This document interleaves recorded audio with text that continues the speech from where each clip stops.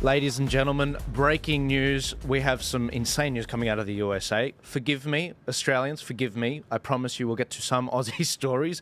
But we're seeing a crazy situation where time to go. Joe Biden from Obama has said that he must step down as the Democratic nominee as early as this weekend. Donald Trump set to give his nomination acceptance speech to the Republican Party, which we'll be watching together in a second. Anthony Albanese goes to war with the CFMEU.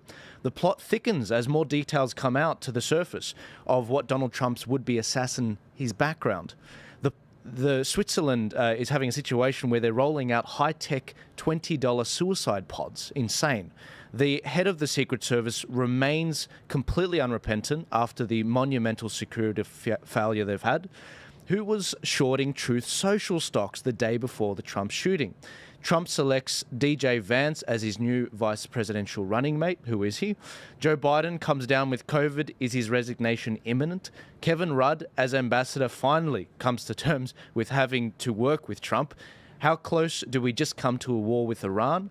Anthony Albanese and his puny tax cuts. How did it affect you guys? And excommunicated bishop blows a whistle on globalist takeover of the Catholic Church. Ladies and gentlemen, we will be live streaming Donald Trump's speech, which is going to go live imminently right now on Fox News. But before we go any further, I did want to introduce our panel, some familiar faces. On the right, we've got Dr. Stephen Shavura, Sky News commentator, and a professor and lecturer at Campion College. On my right, I've also got John Ruddock, the Honourable John Ruddock of the Upper House of the New South Wales Parliament. And on my left, I've got Elvis Sinovic, a former MMA fighter, former candidate, running in this upcoming local election and eventually federal election, which we're going to hear more about in a sec. But to our first story, what the hell has been going on in the USA? A lot of new details have come to light with regards to what's going on with the actual shooting, what the background was. We've found out from Dan Bongino and from other sources within the government that the Secret Service have basically been put pressure on to suppress the details of the shooting and to make any excuse about it. We've got they've basically passed the buck off to the local county police sheriff. We've got a situation where they've blamed a slopey roof for not having people on that particular building. We're finding out that there was actually law enforcement in the neighbouring building there as well. The Secret Service were warned hours before that there was this threat by local law enforcement, but nothing was done. They allowed Trump to go on the stage. We find out more details about the shooter. The shooter was actually a Republican member, which we're going to hear from the panel on about, but he actually donated to the Democratic Party an organization called Back the Blue. And on top of that, we're hearing from a lot of his schoolmates about the bullying Hispanic Republicans that were actually in his classroom. And we've got a timeline, if we can pull this up on the screen, the timeline of when Crooks, the shooter, was actually identified as a person of interest was at 5:10 p.m. At 5:30 p.m., Crooks was spotted with a rangefinder in his hand, which is used for shooting. At 5:52 p.m., Crooks was spotted on the roof by Secret Service, and 6:02 p.m., Trump takes the stage. So well before an hour before he really sort of took the stage and everything, little under an hour, he took the stage. But before that, Crooks was actually identified as a threat. And at 6:12 p.m., Crooks fires the first shot. There's a lot of people that are demanding answers on this. Guys, just some hot takes from you guys. What did you guys think about all of this and what's potentially happened? Okay, so in 2003, President George W. Bush visited Australia and he spoke at the Parliament in Canberra. And Ross Cameron at the time was a member of the Parliament, and every member of Parliament was allowed to invite one guest to come and sit in the gallery to hear Bush speak. And Ross kindly invited me. So I drove down to Canberra that morning, and I have never seen anything like it in my life. When you're about 2 or 3 kilometres away from Parliament House, there's helicopters, there's military, there's police, there's big black SUVs everywhere, everywhere, and there's men in black everywhere. It was intense security. Then I see this thing at Butler, Pennsylvania last weekend, and it was like 1/10 of that security for President Trump. Now, he's not a current president, but he is the front runner to be the Republican nominee, and he's a front runner to win. And he's Donald Trump. He's highly controversial. So they should have had similar Secret Service for Trump that I saw with my own eyes with Bush in 2003. Now, why didn't they have that level of security? I don't believe there was a conspiracy to kill Trump last weekend. I do believe what happened was malicious people in the Secret Service, probably the boss, who hate Trump's guts, they just out of malice significantly reduced his Secret Service detail. Now, there's further evidence for that.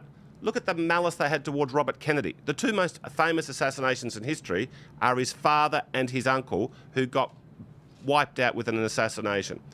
And they won't give Secret Service to RFK. I think they've changed it now after the events in Pennsylvania last weekend. That's right. So that's what I think that they and if they knew that it was going to result in a shooting, they wouldn't have done it. I don't believe it wasn't in their interest that Trump gets shot. Okay, would have made him a martyr for all time.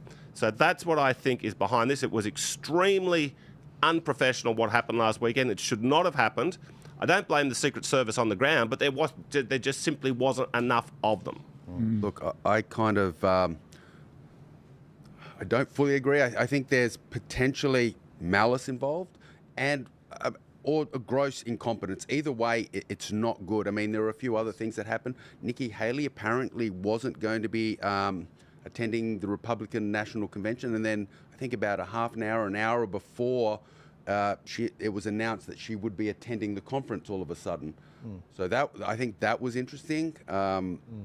And obviously all the things going wrong with the Secret Service, their communication with the police, having the ladder there, the rangefinder, it's either mass gross incompetence. Yeah, that's what it is. Or there's malicious intent, whether it was they planned it or whether they allowed it to happen by not having this sufficient security and protocols in place to prevent this sort of thing.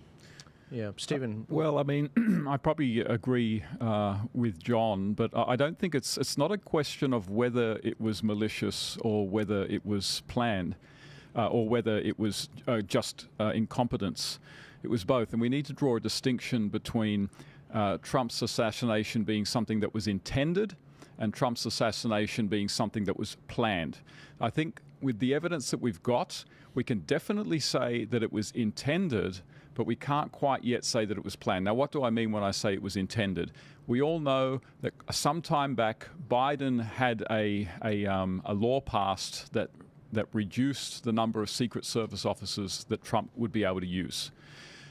We also know that on the day, the usual Secret Service officers that would be used, which we actually saw in a photograph the other day, basically 6'2" men who have been doing this thousands of times, for that day they were replaced effectively by casuals, women, short women.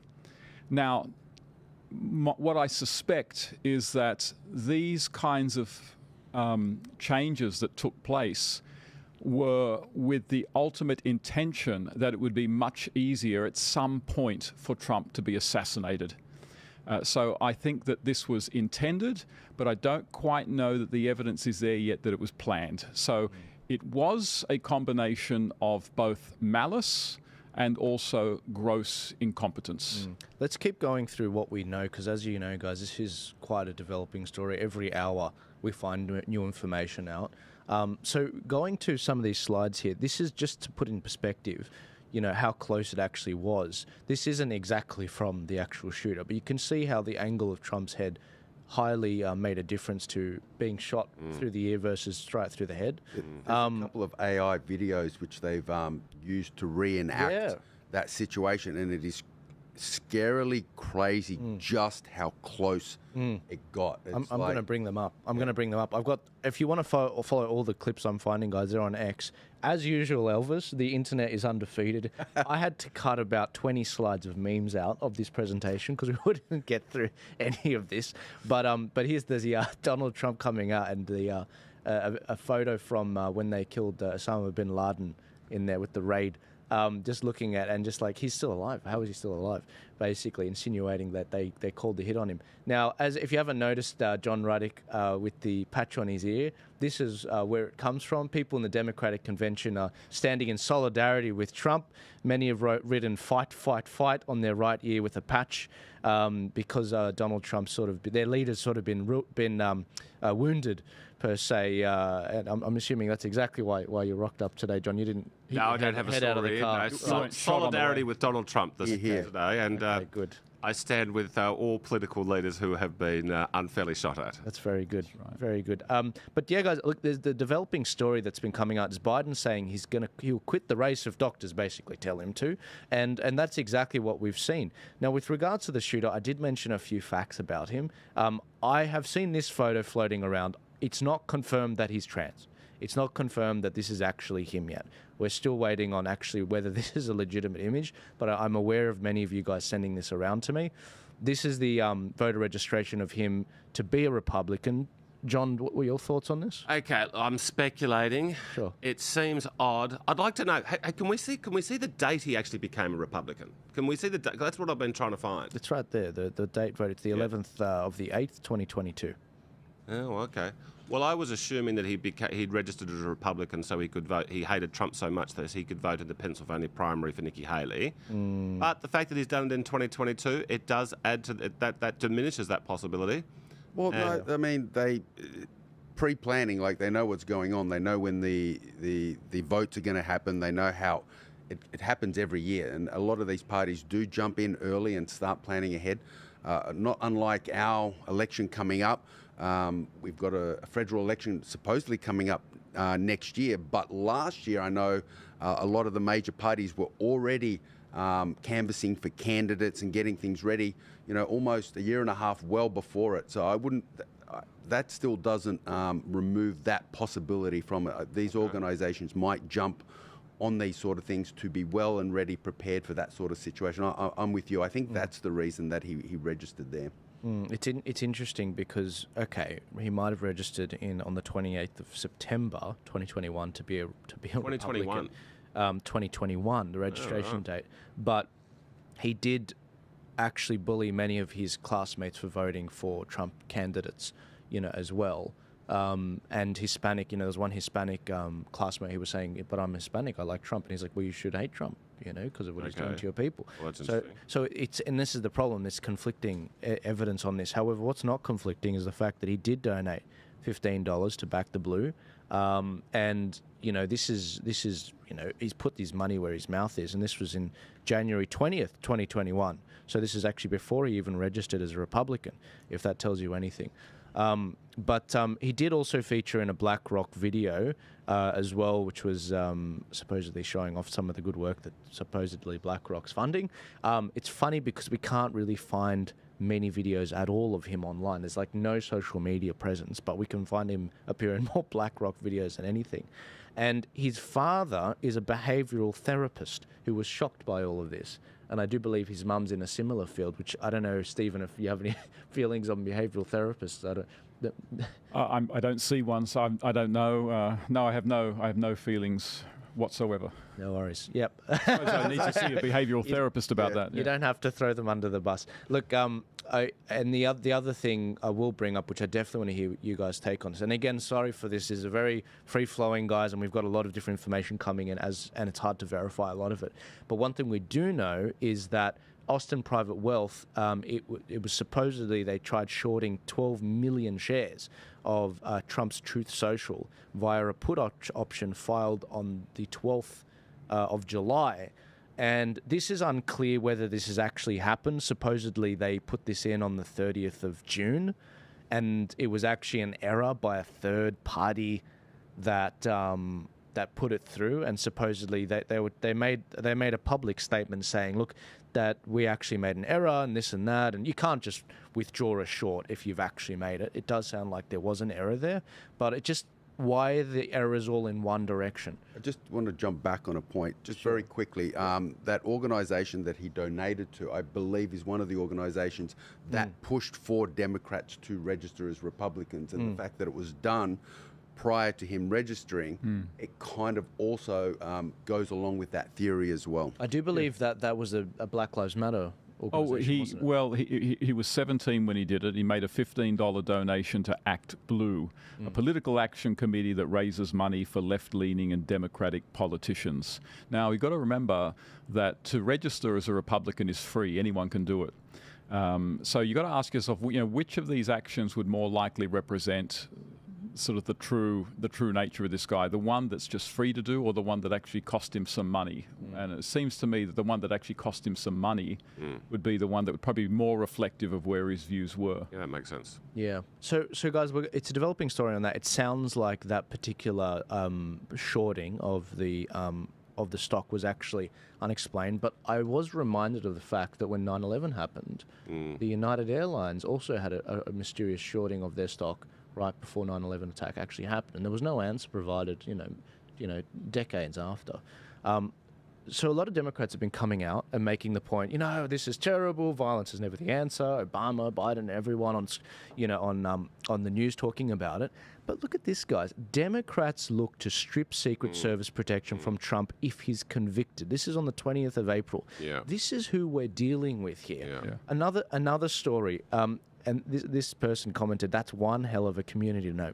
A Democrat, there's no room in America's democracy for political violence. I'm grateful for law enforcement's fast response. I'm glad the former president is safe. And my thoughts and prayers go out to everyone involved. The readers on X, on Twitter, have said Bernie Thompson proposed legislation that would have authorized the removal of the Secret Service protection from former presidents upon sentencing following conviction for a federal or state offence that is punishable for a term of imprisonment of at least 1 year. I mean, well, look. This is a tweet. I'm very glad it has surfaced. This is reflective of what a lot of Democrats feel. Their derangement against Trump is so intense that they just thought, yes, let's decline his Secret Service. Now, I just think it was basically out of malice. If they knew in advance it would result in where we are, they would have said, oh, look, we shouldn't do that. That would be silly. But they just can't help themselves. They're driven by emotion. It's an evil emotion. They're just obsessed with this guy, Donald Trump. And but look, on the put options, okay, I agree it's interesting and it needs to be looked at. My hunch is it's a coincidence, if it's true, and it probably is true. It's an odd coincidence, so it needs to be looked into. I mean, the alternative is somebody on Wall Street, if it wasn't a coincidence, it means that somebody on Wall Street took a massive punt that the Trump social stock price was going to collapse on Monday. Okay, now if Trump had died, would have. I mean, Truth Social has gone through the roof. It's up about 30% because he survived. If he had died, it might have helped Truth Social as well. But the thing that makes me think I think it's 90% sure it's a coincidence. The thing that says 10% it's not is it was a very big put option buy. Yeah. It wasn't insignificant, it was huge. Yeah. So and they hadn't previously done anything of that magnitude. I agree. So, look, there's going to be a major inquiry into this, what we would call a royal commission. Like, something big like this, there has to be. So hopefully that'll be something that they look into.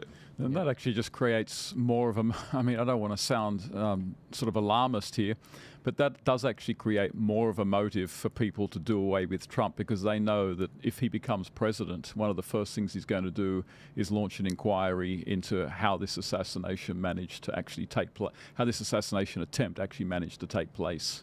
A couple more things, Elvis. It was really interesting that there were actually explosive devices found at Crooks' residence and in the car. And a receiver on the shooter. And a receiver on the shooter, absolutely. And that we've seen photos of that. And it was really interesting because Nigel Farage actually resurfaced this tweet by Nigel Farage. He found it and retweeted it from 2014. What separates the winners from the losers is how a person reacts to each new twist of fate. I was wondering what your thoughts are on that, especially from an MMA perspective. You win in some and you lose some. Well, as I said, when you're fighting and, this political battle has become a real fight for America. It's not how many times you get knocked down, but how many times you get back up again. And Trump has shown constantly that he just keeps getting up, They've hit him with criticism. They've hit him with protest, impeachment, indictment, and at every step he just gets stronger and stronger. And this, again, assassination attempt has done the same thing. It's like they've done everything they can to knock him down, but every single time he's gotten back up, he's gotten stronger, he's becoming more popular, his following is getting better, and he's shown that spirit that he's there to fight. I mean, just the way he got up after someone tried to shoot him and raised his hand, fist pump in the air, fight, fight, fight, fight for our freedom. I'm not going to stop fighting. That really showed some great character. We had this video from CNN. I don't think they get the lesson on the left yet. I really don't think they do. They're still using this explosive language with regards to violence in the president's direction. He has said many, many times, after having been questioned many times about this, that he's not stepping down and he's going to be the nominee. So at some point, Democrats have to decide that they want to try to win this election and turn their fire on Donald Trump. I think there is, I shouldn't have said turn their fire. I apologize. That was not the phrase that I meant. They need to turn their focus on Donald Trump. It takes a second to readjust. And on top of this, our own ABC News, who receive $1 billion every year in taxpayer funding, if Donald Trump wins the presidential election, he'll have an army of 10,000 recruits at his disposal to help implement his controversial agenda, the conservative battle plan to give Trump unprecedented power. This is alluding to the brown shirts, surely, Stephen, right? Well, it's a sign that our social divisions are so furious and bitter that we cannot but see one another now not as opponents but as enemies, and it's just baked into the way that so many think, how so many express political reality. And we've seen it kind of manifest on a few occasions. The Black Lives Matter riots that kind of everyone wants to forget about. The Black Lives Matter riots. You mean the peaceful riots, according to Biden? The fiery but mostly peaceful riots that went on for months and months, caused billions of dollars of damage, dozens of deaths. We all want to forget that was the left wreaking havoc all around America. And this now you did have the trouble, the riot, whatever you want to call it, at the Capitol, which was not any kind of attempt at a political coup or revolution or anything like that. And in terms of deaths, in terms of like deliberate deaths, from what from memory, the only deliberate killing that took place was a woman being shot by an inept security guard. And then finally, we've got an assassination. So what we see is that this language of warfare is used by both sides, but it's really on one side where it actually ends in great destruction and death, and that's the left. Well, yeah, you're right. I mean, how many times prior to the election, in this past period, have supporters of the Democrat Party done things like holding up a head, a bloodied head of Trump, or calling for his murder, or putting them in his bullseye? I mean, they've used that language very carefully to kind of target Trump this entire campaign. I'm actually surprised you haven't got have you got the video footage of CNN talking about Biden, how he's got COVID, and if he recovers, it's equally as heroic as Trump surviving the assassination attempt? I don't have the clip, but I have Joy. Was it Joy? Who was it that said that? From Joy Behar, who actually said that. And that's like, what are they doing? They're trying to equate the glory of Trump shooting and surviving. And so look, so Joy must have gotten the actual paycheck in the mail, but I don't think other Democrat pundits have. I mean, people like what's his name, Van Jones. If we look at this particular video, Van Jones clearly hasn't received the check, and he probably knew what was going on with regards to Biden. This is what he had to say. A bullet couldn't stop Trump. A virus just stopped Biden. You got the nominees of this party getting their butts kissed. Biden's getting his butt kicked by his own party. The Democrats are coming apart. The Republicans are coming together. Can I just make one point about violence?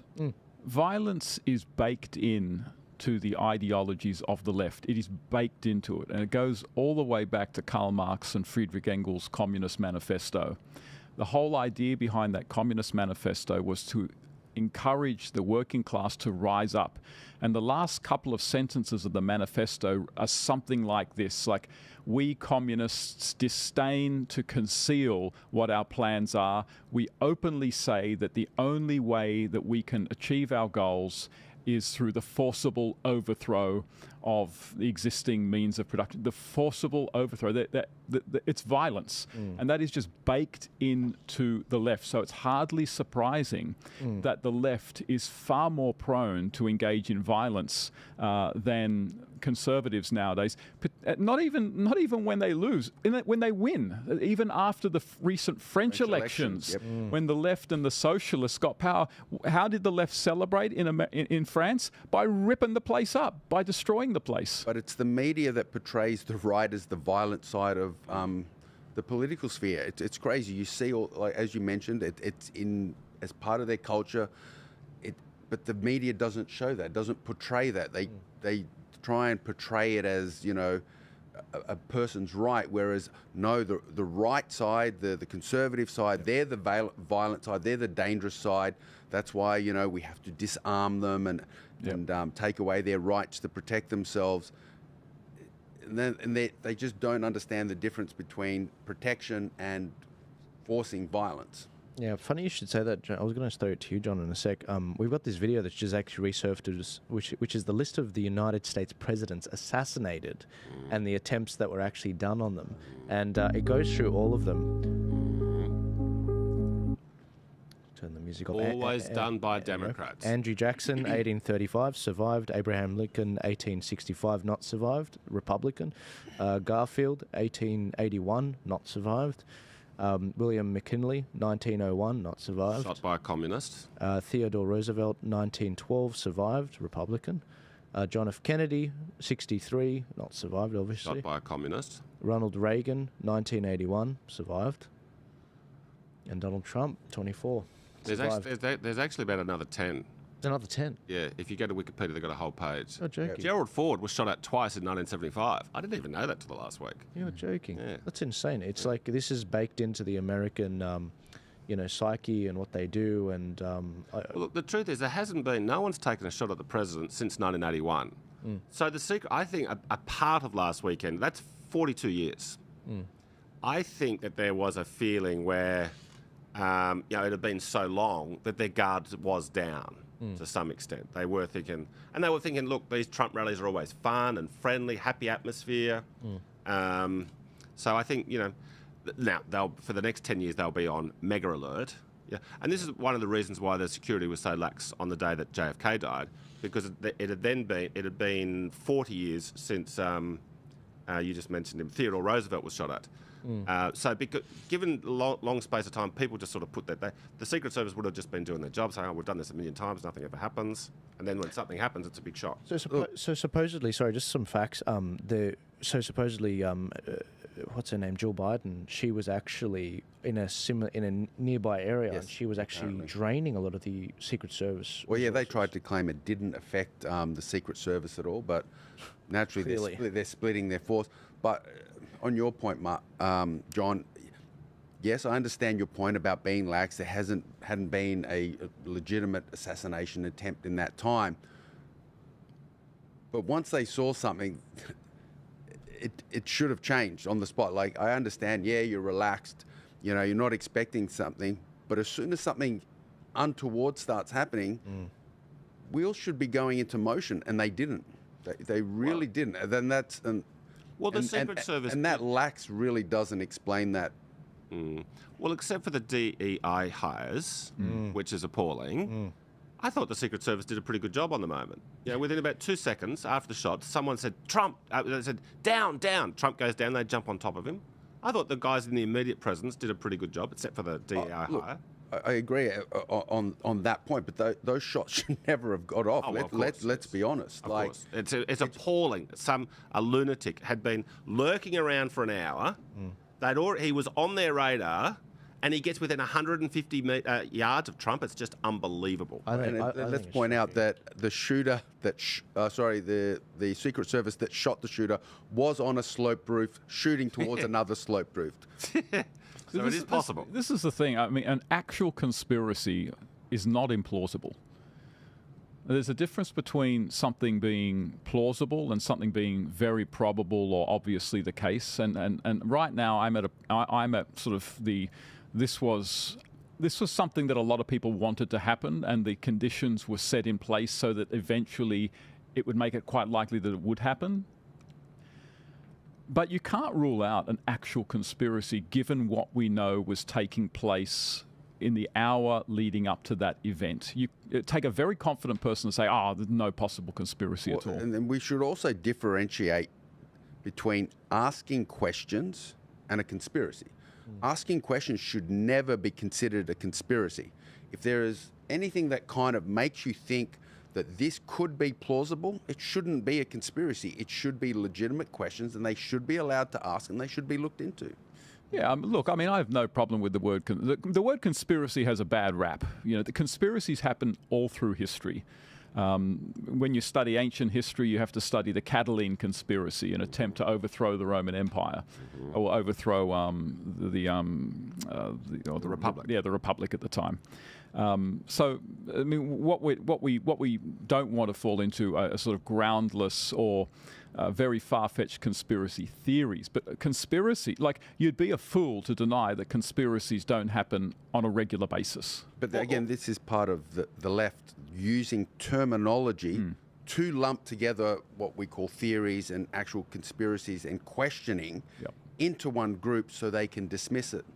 I mean, and that's, as we mentioned earlier, the left's use of language to control the narrative. So we've got to keep that in mind. Questions, conspiracy are fine, but they will add the word theories so they can lump it in with lizard people, flat earth or whatever, so that they can discredit you and they don't have to listen to your questions or what's going on. And sorry, I didn't mean to interrupt you, John. The best definition of a conspiracy is simply a concealed plan. Yeah. Okay, so if under that definition, there's a million conspiracies happening in Sydney today. Okay, but if there was a concealed plan to have Trump taken out last Saturday, it means that the shooter was in on it. Now, this shooter, we don't know much about him, but we know a bit about him, and he certainly does strike us as a lone deranged nut. That's what he certainly comes across as. So I don't think that if there was a grand conspiracy, that they would have used this nut. I also think if there was a grand conspiracy, they wouldn't have missed. Okay, so I think that there was, as Stephen was sort of indicating, look, we've seen the Democrats try to propose legislation to deprive Trump of any social security. We know what was in their heart. If there was a conspiracy, it was a soft conspiracy in that they reduced his Secret Service to a significant extent, and there was only one hope, there was only one motive they had for that, which was to sort of encourage a nut to go and do it. I'm going to disagree on one point you made there, John. I mean, that was very well elucidated. I don't think the shooter had to be in on it for a conspiracy. Okay. He could have been manipulated. You can have a third party, and it's been shown many times in history where they've done that. They manipulate someone to act in a certain way, whether it's used through psychology, through drugs, through repetition, to think a certain way, to act in a certain way, and then allow it to happen. That doesn't mean he was in or aware how they were using him, but he still could be used, and it would be a legitimate conspiracy. One of the things people have been talking about more recently today is this story about there being someone on the water tower. If you guys haven't seen anything about that. I have. I've got a couple of... Yeah, but I can't see any videos of it. I can't see anybody pointing to the water tower. Now, prior to the shooting, there's plenty of videos of people saying, he's got a gun, he's on the roof, what are you doing? Very good people. Now, they were putting themselves at risk because the shooter could have turned around and shot them for warning the cops. So they were heroic people. But there is, from what I can see, I'm open to it.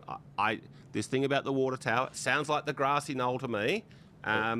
What's going to happen is there will already be people out there writing books about this. There's going to be a new cottage industry, and people are going to write books, but there's probably going to be 10 books written, and 2 or 3 of them are going to make the authors millionaires. That's what's going to happen. Just a quick one on that water tower. It wasn't that someone was seen on the tower. That's how it's come about. It's looking at footage of the bullets that missed Trump. There were some that apparently hit the railing and some of the people in the stand. And by looking at the angle of those shots, they've suggested, again, it's a theory, it's not definite, that there possibly could have been a second shooter on the water tower. So that's where that idea has come from, that questioning. Not because anyone saw him, not because there was something there, but looking at the footage, there's some footage on X and I'm sure a few other platforms. I've got some of it here. Which actually shows the bullets hitting the balustrade, and they use that to say it had to come from a particular angle. And if you want to really see something to say, take a look at what happened. All right. So supposedly that's a black figure there on the tower when this happened, and it's all going down. And they actually took this from Milk Bar TV's one. Wow. So the guy that did all the different angles, which I'll bring up. He's great. And supposedly that on one of those, that was where they found that. I'm trying to find the full, but everyone's been like, hang on, what the hell is going on with all this? I'm trying to find exactly where I found this, and it's not completely implausible. I mean, I was looking at the actual angle of the water tower and where Trump was gesturing. See, Trump's there, he's facing the crowd, and he's gesturing at this particular screen, and the water tower is well above the screen up there. And I thought, look, well, if he's turning right, it is possible that the ear, where his ear was, it actually did go through it like that. But again, look, maybe it was another Secret Service person. Maybe even that Secret Service was the one that killed Thomas Crooks. We don't know. This is a cry for more information, and every day we're getting... no one knew there was someone on the tower. You know, that really only came out in public knowledge really now. It's come to the surface. But that, you know, who knows? It may have been one of the good guys. It may not have been. I don't know. Again, it just raises more questions, and this is why it needs to be looked in.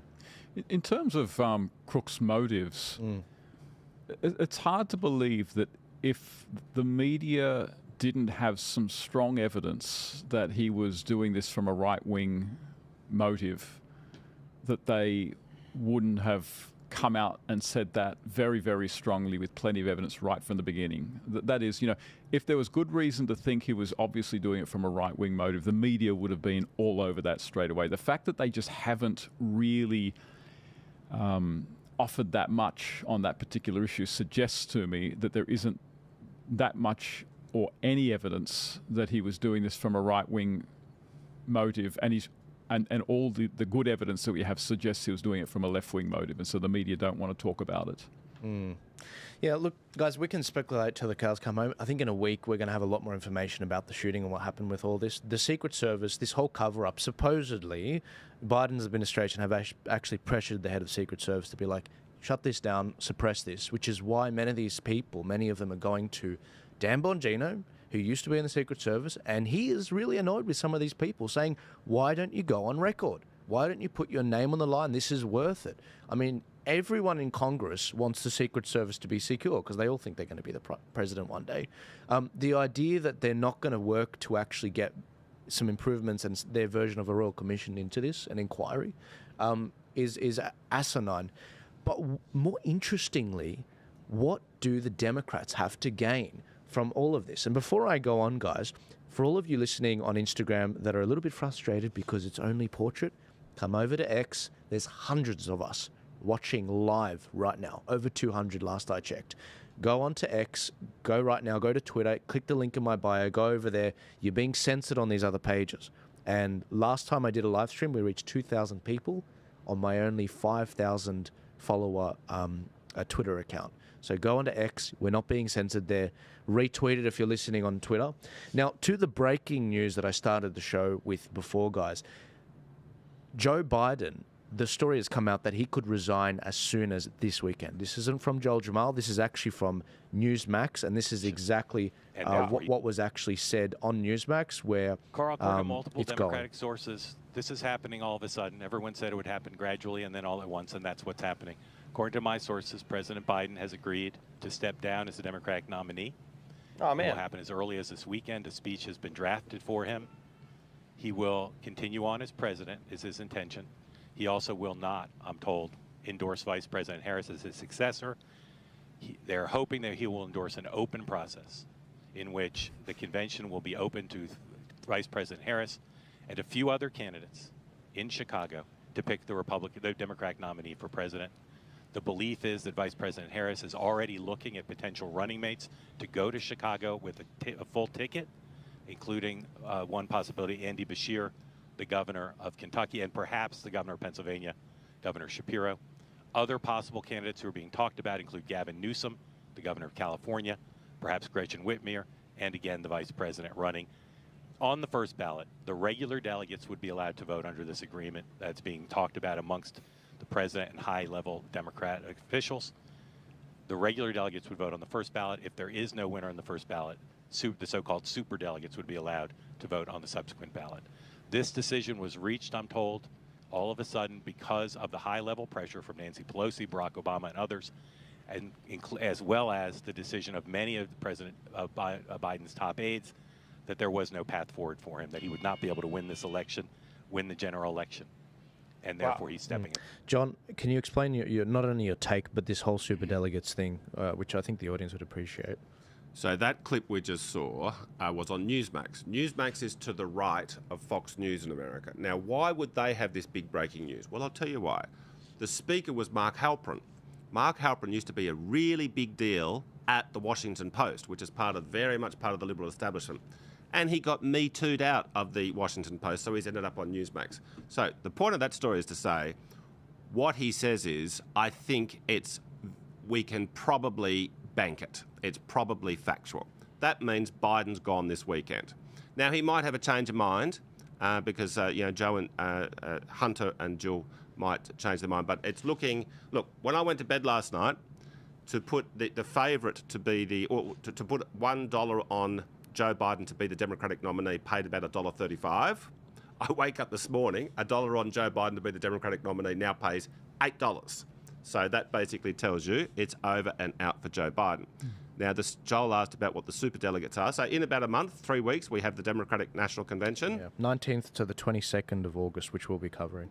So the viewers will remember we had the primaries earlier this year. Now, they weren't very dramatic primaries because there was Joe Biden and just two other candidates. They didn't want RFK to run because he might have won, but they didn't have any debates. But Joe Biden officially won the primaries, and all those, what those primaries actually really are is they are an election in every state, in the Democratic Party in every state, to say who are our delegates to go to the National Convention, and they all voted for pro-Biden people to go to the convention. Okay. Now, but the superdelegates are people who aren't elected to the convention. They are people who get a free pass there. People like governors, former presidents, sitting senators. I think there's a large number of them. I think it's about sort of 700 out of about 4,000 delegates. Now, what they have said is, because they want to pretend that it's a democratic process for whoever the candidate is that they end up with, which I think good chance will be Michelle Obama. No one agrees with me, but we'll see. So the superdelegates, it's not really democratic that they have a vote. And Mark Halperin's sounded like a very well-sourced leak, was saying that they won't be voting in the first round, but they will be voting in the second round. And I believe the superdelegates are basically controlled by Barack Obama, and I believe that they will, at the end of it all looks like chaos right now, and it may well be chaos. But if it is a concealed plan, as we were talking earlier, I believe they'll end up with Michelle Obama. This brings up two things. One, I mean, if Biden won't endorse Harris, that's right. I think it just shows that she's a DEI pick. Just had to put that in. Yes.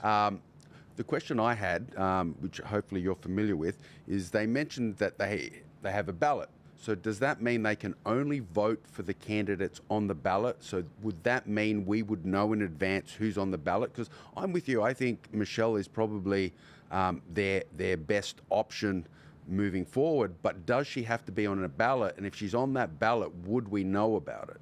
The thing about these rules is it's rules schmools.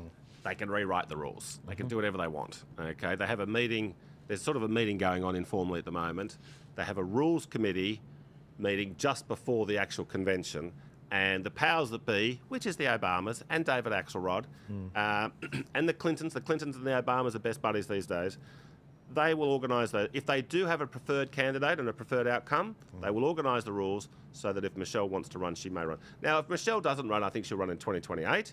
I think she's going to be making a calculation, what's our best bet. Look, I used to think it would be Gavin. I've been thinking for 4 years they're going to get rid of Joe Biden because he's in such a bad state. And I used to think it would be Gavin Newsom. But about a year ago, I came to the view. I said, look, if they get rid of Joe, then Kamala's going to want to step up, and she's a black female. So how are they going to bump her off for Gavin Newsom? That's when I thought, okay, maybe they'll go Michelle. So I looked into her life story. Yeah. Well, the fact that Biden isn't going to endorse Kamala Harris makes Michelle Obama very plausible. I mean, what does he have to lose by simply endorsing the vice president? Nothing really. So why wouldn't he do it? Maybe because there's another plan cooking. He might, yeah. And obviously he's very close to Barack, and so it may make a lot of sense that in actual fact the plan is that Michelle's going to come in. The last polls I was looking at this morning showed that out of Kamala Harris and Michelle Obama has a better chance of beating Trump. And if, look, at the end of the day, they will pick whoever they think has the best chance of beating Trump. That's it. Yep. And the polls do consistently say that is Michelle Obama. Yep. Now, but there was a poll out 2 weeks ago saying Michelle beats Trump 50-39. But that poll today that you mentioned showed Michelle's in the best position, but I think she's still only level with Trump. Yeah. So she's just there's not much polling on Michelle. Yeah. If it's 50-50, the polling, I don't think Michelle will jump in. Barack's going to say to her, look, Michelle, if you run and lose, Trump's going to be able to walk around saying, I beat the Clintons and I've now beaten the Obamas. Yeah. So I think Michelle will run if it's looking likely that she'll win. Yeah. Can I just quickly say, in the time that we've been talking since I said everyone go to X, it's doubled. There's 400 people on X now. Right. Guys, if you're on the other platforms, come to X. There's 1,000 of you on the other platforms watching live right now. Get off these platforms. Get over here. Go follow all of these guys, which I'll be sharing at the end of their actual tags. We need to get you onto X, off these platforms, onto my Rumble as well, so that we can't be actually censored. But I just want to say a huge thank you to you. What we're waiting for right now is I've got an eye right now. If we can bring up just the image, we're listening to. I'm watching all of these dances in Milwaukee, just basically this whole time waiting for Trump to come out. In America right now, it's roughly about 8:30, 9 o'clock now. We're getting late into the night. Trump is going to imminently step on stage. I don't know exactly when, but I can give you a certainty it is within the next hour, so maybe even the next 30 minutes. So stay tuned. I will put that up as soon as we have it. But if you're listening, give this a share, get it out there. We're going to bring Trump up as soon as he comes on to accept the nomination. He'll probably speak for 30 minutes to an hour. But moving on, just to make sure you guys get this. If you didn't catch it from what John was saying, just like in 2016, what they did to Bernie Sanders when I was actually a Bernie bro back then, and I was supporting him. I saw how the delegate process was completely scammed and twisted. I saw exactly what happened with regards to the super delegates that Hillary was winning more of, but Bernie was kicking her ass with a lot of different votes. And it wasn't proportionate. Bernie won something like 16 million votes in the primary, and Hillary won 21 million, but there was all these skewing of the debates, with the questions being leaked out to Hillary Clinton from Debbie Wasserman Schultz, the chair of the Democratic Party at the time. I remember all this stuff, case in point, because I was backing Bernie at the time. I was a really? I was a Democratic there's socialist. A confession, viewers. Many. You look, some of the viewers would be like, "Oh, you're saying it again," but no. Look, I was a Democratic socialist. I was actually better. I was a big fan of the Black Lives Matter before it became popular. All the priests. But this is the thing: 10% of Bernie Sanders voters ended up voting Trump because there is an element anti-establishment, authenticity. This was before Bernie got his third house once he sold out to Hillary, and he stopped criticizing the millionaires and billionaires. He just said the billionaires because he became a millionaire. But yeah, look, I follow the same path of Tim Pool and someone that Dr. Shaviri you've been following for a while now. And there's a sense of it's not about left and right. It's about establishment and anti-establishment. And I think that's why people get annoyed when they see people like Nikki Haley tying themselves to Trump, because there's a sense of inauthentic smiles and a policy. And now she's speaking at the convention. As Elvis said before, in an hour she was talking. But going back to what we were talking about with regards to the presidential nominee, we've got to give credit where it's due. And Vivek Ramaswamy actually nipped it in the bud in this particular debate clip months ago. To be your nominee. We know. Sorry, give me a sec, guys. I also want to close with one message to the Democrat Party. End this farce that Joe Biden is going to be your nominee. We know he's not even the president of the United States. He's a puppet for the managerial class. So have the guts to step up and be honest about who you're actually going to put up so we can have an honest debate. Biden should step aside, end his candidacy now so we can see whether it's Newsom or Michelle Obama or whoever else. All right, just tell us the truth so we can have an honest debate. Wow. And there were clearly signs. I mean, we know that they didn't commit to a vice presidential debate because they said it wouldn't be fair. We don't know who's the vice president yet. Nominations haven't concluded. And it's like they were always intending on doing this, but they were keeping their options open until the very day Trump accepts the nomination, which is right now. I mean, I guess, do we know they were always intending on doing this? I mean, let me put out a counterfactual. Let's say Biden wound up doing quite well in the last debate. Would we be having this conversation? No, I reckon that was an audition. Yes, I think you're right. So it was always on the table. Look, I think what the best case scenario for the Democrats would have been that they could run Biden again. He went for the debate, and as you say, that was the audition. He flunked, and so it's plan B. So I guess, it's always been on the table that they would do this. Yeah, absolutely. Yeah, and I agree with you on that. I don't think it was definite was going to happen, but that debate really cemented their position. They obviously had two choices, and they needed, that's why they called that debate earlier, because they needed to make the decision early enough. And that's why suddenly the left-leaning media and CNN started calling for the change, when previously, when he did things like that, they dismissed it and called it manipulation and conspiracy theory. But now all of a sudden their tack changed entirely. So, I agree with you. It was on the table, but it wasn't definite until they had that debate. I mean, this is the thing, though. How plausible is Michelle Obama as a candidate? I mean, surely a lot of Americans are just going to say, why Michelle Obama, other than you think she can win an election? Okay, so when I looked into Michelle Obama about a year ago. And I typed into Google, Michelle Obama 2024, and I came across this film that a guy in California had made called Joel Gilbert, and he made this film called Michelle Obama 2024. I watched it twice, and I thought, okay, this is extremely well researched, and what the thesis of it is Michelle has written 2 autobiographies, okay? These egomaniacs can't help themselves, like a husband. Now, but then Joel Gilbert went down to her hometown of Chicago and spoke to her mother, her school friends, her school teachers, her ballet teachers. He really did a deep dive and found out a very different story to what Michelle had told us in her biographies. The truth is, Michelle Obama is an acutely political person, and she has been since the cradle. Her father was a reasonably senior person in the very corrupt Democratic Party machine that's been running Chicago for about 100 years. He was paid by the government to sort of do party affairs for the Democrats. Michelle Obama's best friend growing up was Jesse Jackson's daughter, who just lived around the corner. Jesse Jackson was the Barack Obama a generation ago, a black guy, charismatic, good speaker, who almost won the Democratic nomination. So she's been extremely political, but then what happened was, and she married Barack because she thought this guy could be the president, which he was right about that. Now, when the Obamas first burst onto the scene, one of the very first things when I first saw Michelle Obama, I thought she was exceptionally good looking. But then I heard her open her mouth, and she said, after Barack had won a primary, she said, for the first time in my life, I've been proud of my country. And that's when we knew she was a left-wing extremist, okay? Because she basically hated America. The only thing that's good about America is her husband wins a primary, okay?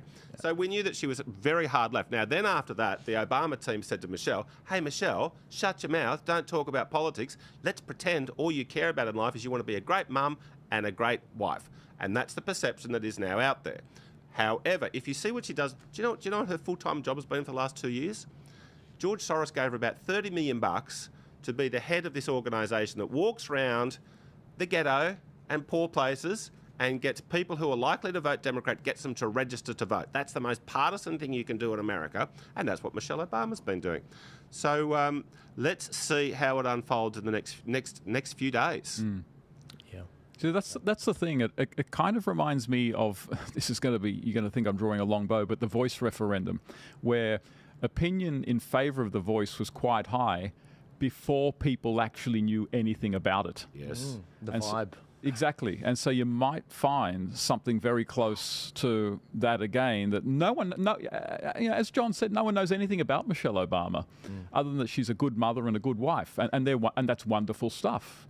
But the more, and of course, the Republicans will have their file, and they're just waiting to pull the trigger. Oh, no, look at the language I just used. They're just waiting to push the button. Oh, did it again. They're just waiting to do something to release all this information as soon as she's announced as a candidate. Yeah. They're ready for it. Yeah, it is astonishing. It's like if you get into bed with the right person, then you can run for president. You know, it's just like, isn't it a shock? All these sinful metaphors we're using. What is this? Well, I think you're right, Stephen. You're a bad man, Steve. They recognise if Michelle could have contested, if she wanted to be the president, she could have contested.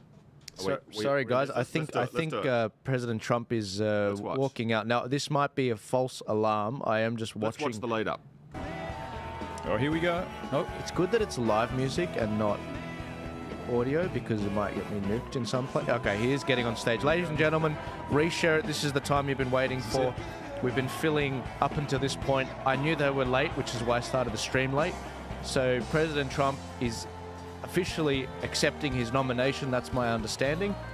And we're going to see a situation where he actually gets up and probably speaks for an hour. This is his first really, really formal speech. He did speak another time. I didn't see his comments. But, yeah, this is really his first formal speech. Is that a My Pillow on his ear? It is. I was about to say, his bandage is much better manicured than yours, John. I'm sorry to say it. It doesn't cut it. I'm a cheap imitation. Yeah, that's... I love it. And always wearing that red tie, as I mentioned earlier. I was looking for my red tie and realised they didn't have any in my closet because of Labor have ruined red ties for me. Now let's hope Melania comes out. We haven't seen her all week. Yeah, supposedly that was a security thing. I was reading an article about that. Her and her son, Barron. But I saw some great memes about this pillow thing on his ear. Like when you order a pillow on Temu. That's right. They're calling Barron the future emperor. All right, guys. You know what? We'll be right back. Oh, look who it is. Hulk. I got to turn this off because of the audio, guys. Sorry. I will keep track of this. Sorry. Maybe I didn't bait you into that. I thought he was walking out as if it was MMA. But anyway, look. I did want to show you this video because a few people have been sending this to me live while I've been on. And please do send me stuff, guys. You can send me stuff at joel@thearkpodcast.com, joel@thearkpodcast.com. This is the moment Donald Trump actually had the shot go through his ear. And you can see that hole, which is what I'm going to show you right now. Here you go. And give it a sec. I see something that said, take a look what happened. Take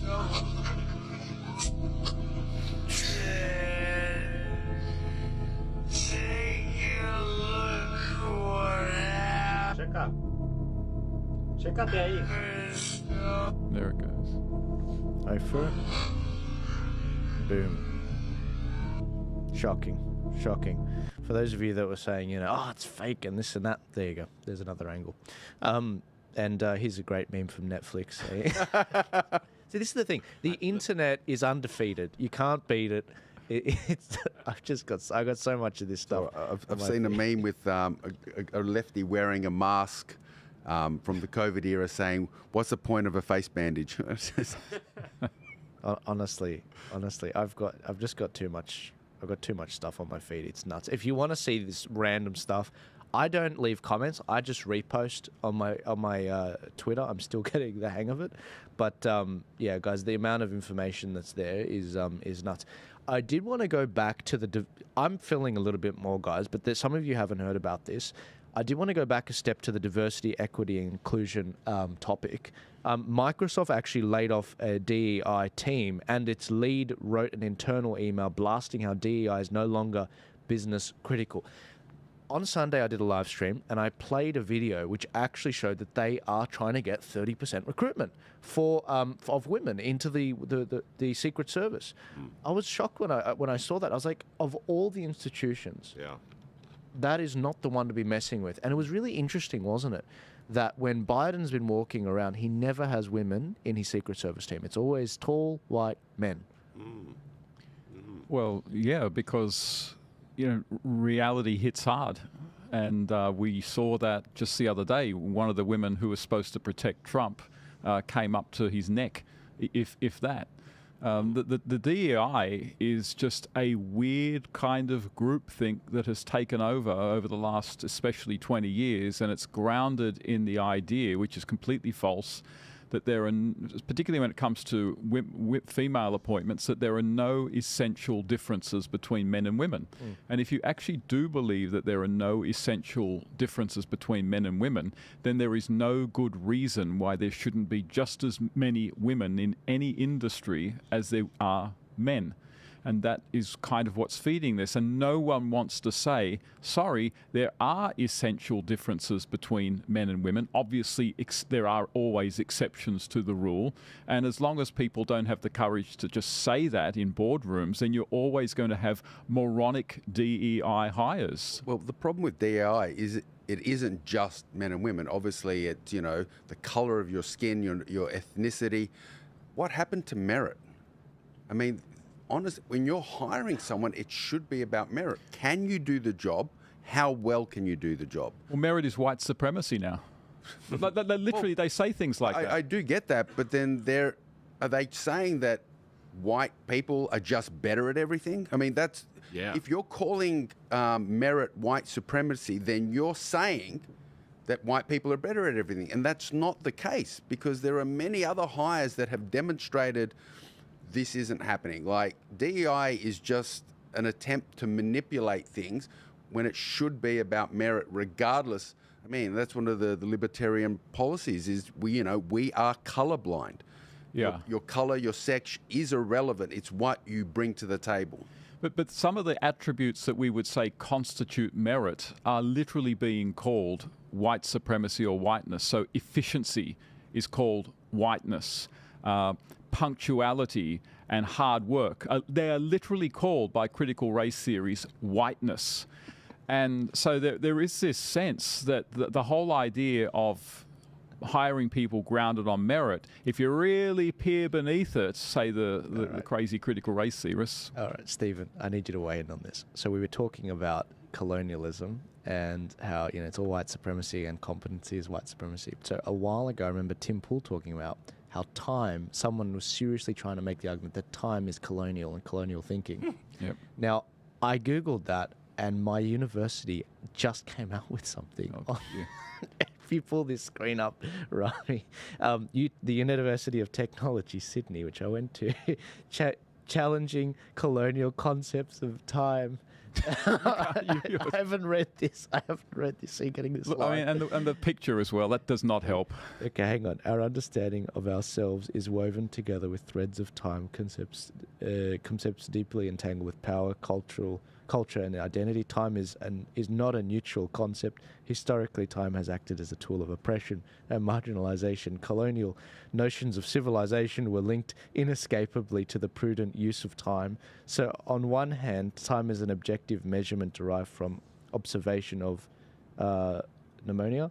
The other is a cultural artifact wielded to dehumanize Indigenous peoples. Their societies have been depicted as timeless and therefore inferior. Stephen, there's a lot to unpack there, but let me just say, and you're going to be surprised to hear this, sure. There is some truth in the idea that how we think about time is very cultural, and this is one of the reasons that many Indigenous Australian communities have not been able to integrate into mainstream Australian culture, because we have a particular attitude towards time that is quite regimented and punitive. You turn up at 9 a.m., you leave at 5 p.m., or you lose your job. That is a very I'd say it's a very Anglo-Protestant approach to time. It's regimented, it's punitive, it's precise. Indigenous culture has no such relationship with time at all. Things are not regimented, they are not punitive, and that is why it's often the case that they have trouble with school, they have trouble with work, because our whole economy is based on a particular attitude to time. I think it's more that they have a different attitude to time. I think when you look at those cultures, it's more based around sunrise, sunset, and obviously that changes through the year. So that's why those more precise ideas of time can be difficult for them, because they kind of go more off nature's concept of time. Totally. Sorry, John. Yeah, no, look, I think interesting comments. I mean, it would be, I mean, Stephen, you're the professional historian. When did Europe adopt sort of a 24-hour day to measure our time? The short answer is I have no idea. Right. It is interesting though. Wednesday. It is interesting though, wasn't it? It used to be considered, not PC. If you're not saying the dream time, then it's not a PC. Then eventually it became, you can't say the dream time because that puts it in a colonial lens. It's called the dreaming. Yeah. And it's like, oh, okay, so it's not like, and it's very over time, Aboriginal history has actually expanded longer and longer and longer. And it's like, guys, what are we doing? Well, here's the thing where it actually becomes very, very detrimental to Indigenous Australians, because a lot of people will say, no, you can't expect them to operate the way we do in terms of time, because that is oppressing them, that is forcing our culture onto theirs. But the thing is, our conception of time has led to an economy and a lifestyle that is healthy, well-educated, knowledge, employment, and that's the only way to do it. You cannot do it with their conception of time. And so the problem with so many of the leftists when it comes to Indigenous Australians, they want to keep a lot of Indigenous culture but enjoy a lifestyle that is incompatible with that culture. Yeah, it's weird, isn't it? And again, guys, we've got obviously, I'm not aware of anyone else being an Aboriginal here.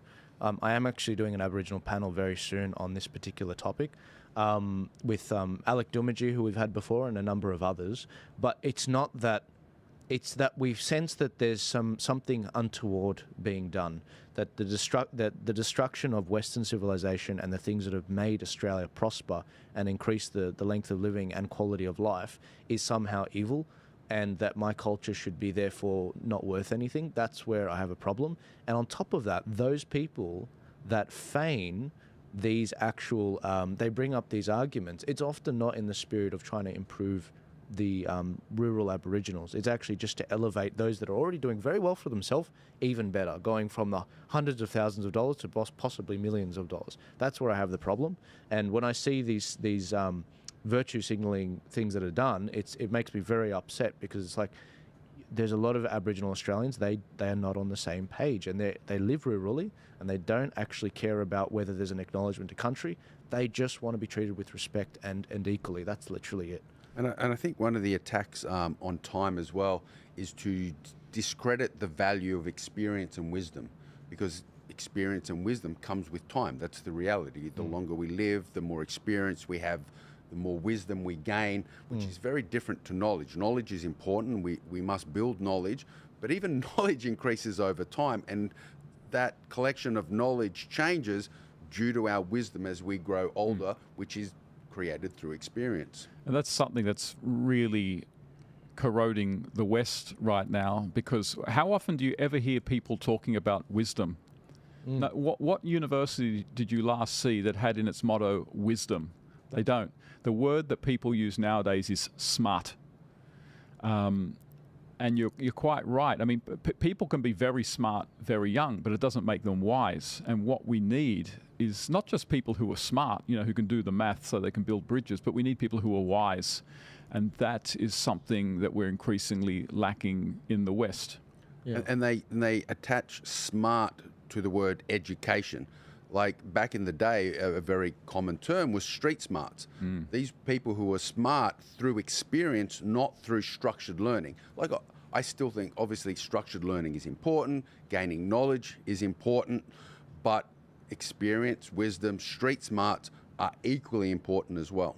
Absolutely, and if you're one of the rare breed that's got both, then that's an incredible thing, and that they're the kinds of people that you want in leadership.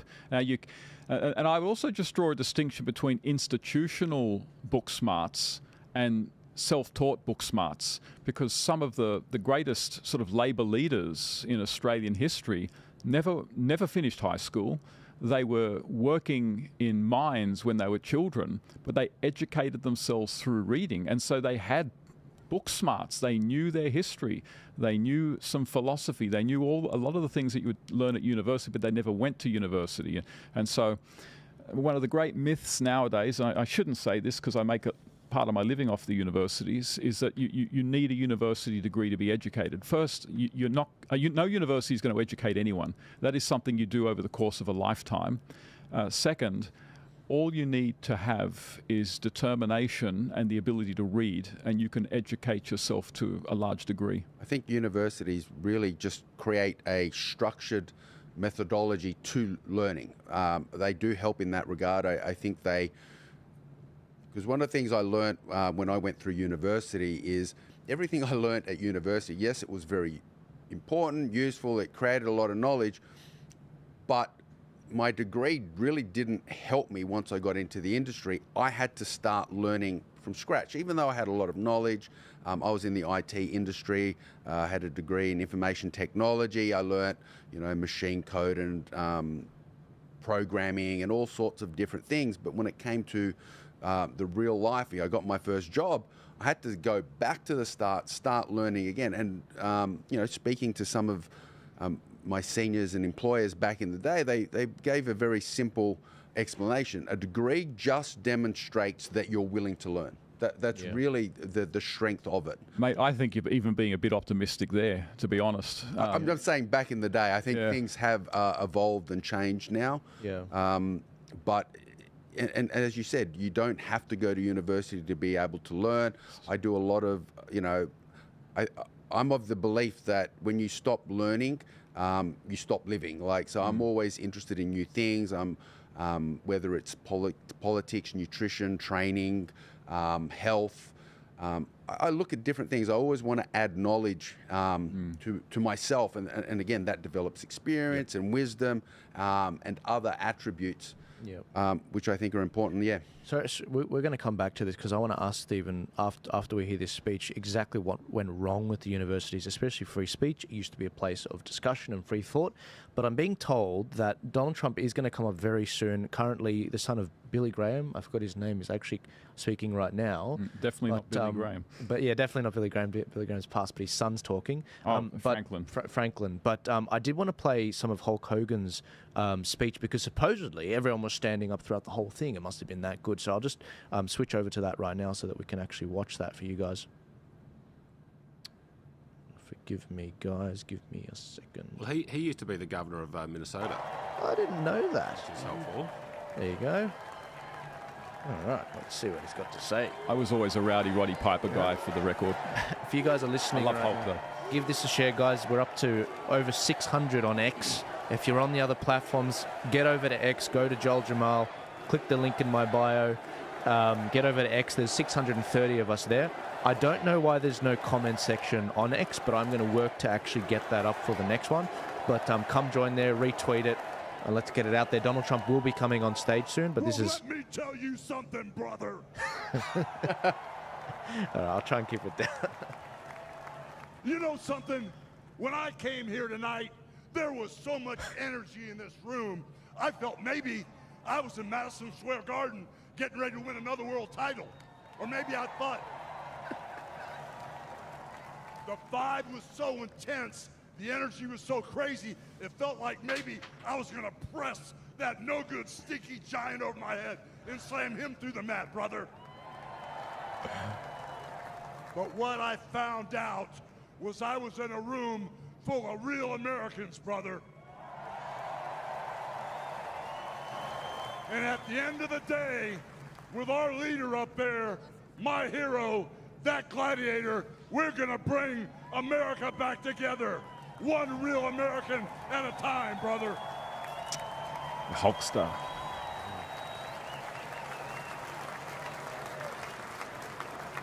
You know something? I've seen some great tag teams in my time. Hulk Hogan and, ooh, yeah, the Macho Man Randy Savage. But you know something? I see the greatest tag team of my life standing upon us, getting ready to straighten this country out for all the real Americans.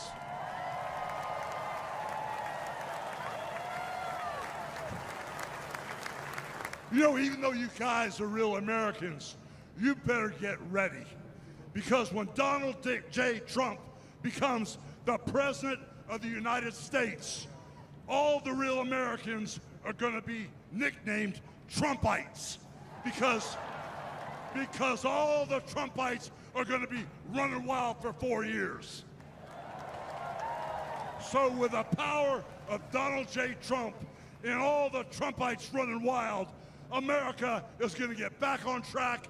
And like Donald J. Trump said, America is going to be great again.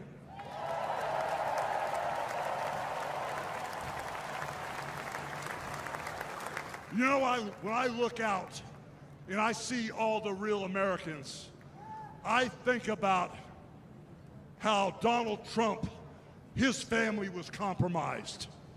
When I look out there and I see Donald Trump, I think about how his business was compromised. But what happened last week when they took a shot at my hero and they tried to kill the next President of the United States? Enough was enough. And I said, let Trumpomania run wild, brother. Let Trumpomania rule again.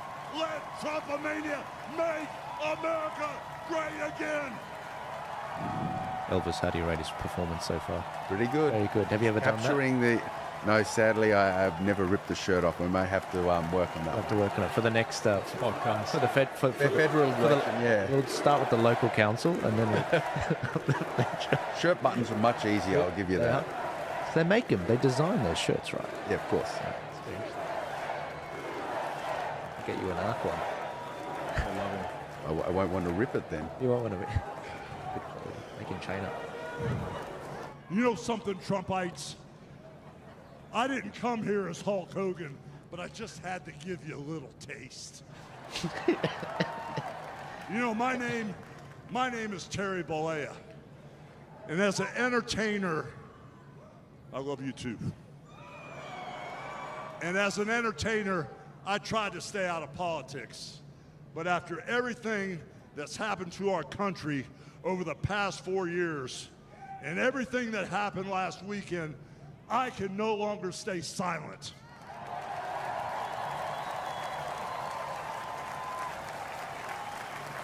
I'm here tonight because I want the world to know that Donald Trump is a real American hero. And I'm proud to support my hero as the next president of this United States. He loves it. Who wouldn't? You know, guys, I've known Donald Trump for over 35 years. You know, hold on a second, hold on. I just had a flashback. I just had a flashback, man. This is really tripping. You know, the last time I was up on stage, Donald Trump was sitting at ringside at the Trump Plaza. I was bleeding like a pig, and I won the world title right in front of Donald J. Trump. And you know something? He's gonna win in November, and we're all gonna be champions again when he wins. America's a different place. Oh, yeah. It is, man. And like I said, I've known that man for over 35 years, and he's always been the biggest patriot, and he still is.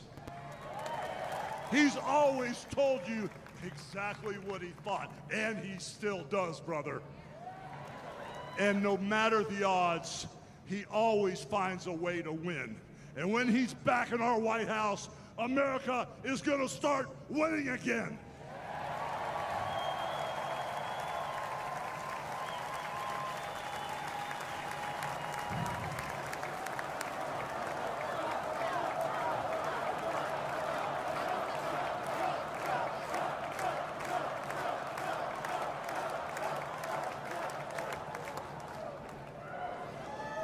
You know, guys, over my career, I've been in the ring with some of the biggest, some of the baddest dudes on the planet. And I've squared off against warriors, ooh yeah, savages. And I've even, like I said, body slammed giants in the middle of the ring. And I know tough guys. But let me tell you something, brother. Donald Trump is the toughest of them all.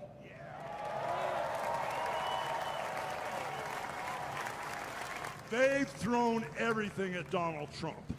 All the investigations, the impeachments, the court cases, and he's still standing and kicking their butts.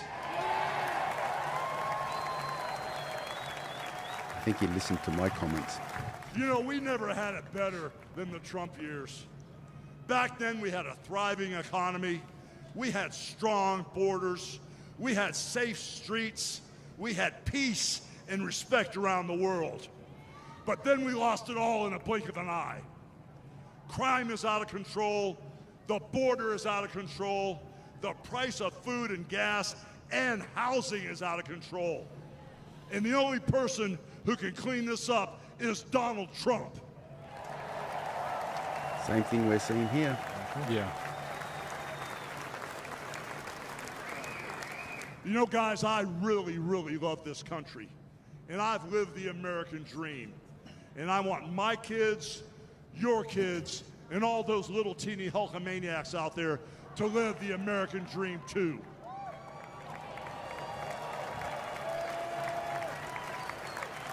This November, guys, we can save the American dream for everyone. And Donald Trump is the president who will get the job done. So all you criminals, all you lowlifes, all you scumbags, all you drug dealers, and all you crooked politicians need to answer one question, brother. What you gonna do when Donald Trump and all the Trumpomaniacs run wild on you, brother? God bless you, and thank you. Classic Hulk Hogan. Yeah, that was pretty good. Yeah. Very similar ideas to myself. Like, I used to be a professional fighter, obviously MMA, UFC. Didn't have a lot of interest in politics, didn't get involved, but the last couple of years kind of changed that. So. Yeah. Yeah, absolutely. I think that's a lot of people. I mean, that's my wife. She had no interest in politics whatsoever until Trump sort of came in and she just started noticing things. And then one day I put her on to Tim Pool. I said, I just listened to this guy because she was asking me all these questions. I didn't know the answers. And Joel had told me about Tim Pool. And so I put my wife, said, just listen to Tim Pool. He'll give you the answers. And she became a political fanatic. Now, she knows more about what's going on than I do. But I think millions of people are just like that. Yeah, my wife's the same. I was a late starter here. COVID kind of got me looking at what was going on. Why is the government doing this? Why are we not stopping these things from happening? And it started my journey from here. And I kind of reached a point where so much had happened to me and to the people around me and our city, our country. And I'm not the sort of person that just sits back and takes it. I'm not a complainer. I just didn't want to sit there complaining about it. So the only solution for me was to get out there and try and do something about it. That's why I jumped in the political sphere. My partner, my wife, is probably a couple of years behind me.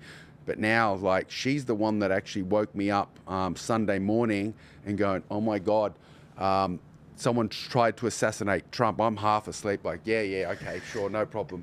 I'm like, what's going on? And yeah, so you're right. I think we're starting to see more and more people wake up and start becoming aware and more involved in what's going on around us. Sorry, speaking about the assassination, I actually have a clip of Bishop Murray on Sunday when the shooting actually took place.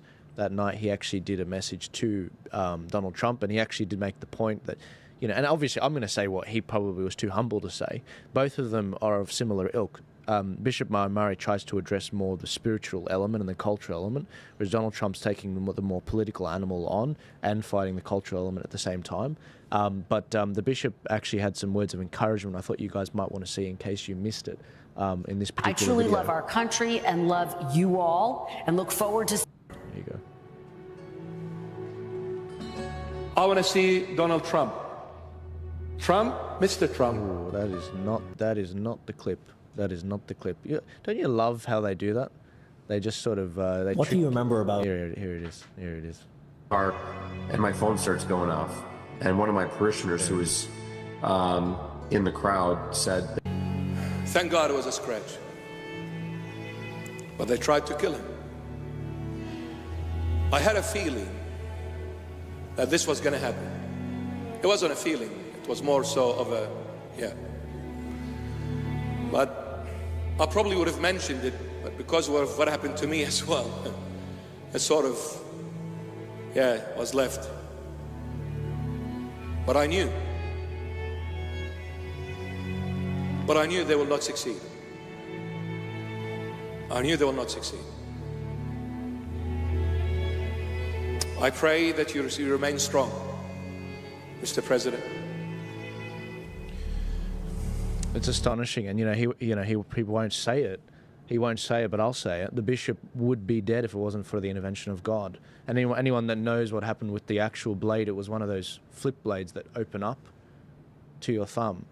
And when the guy was gripping it, he was gripping it so hard, this knife, that he actually re-clipped it so that after the first stab in the eye of the bishop, which is why he lost his eye, after that it started to fold in onto the guy's fist, as in this blind rage he was attacking the bishop in the neck. The blade wasn't hitting, it was actually cutting the guy's own fingers.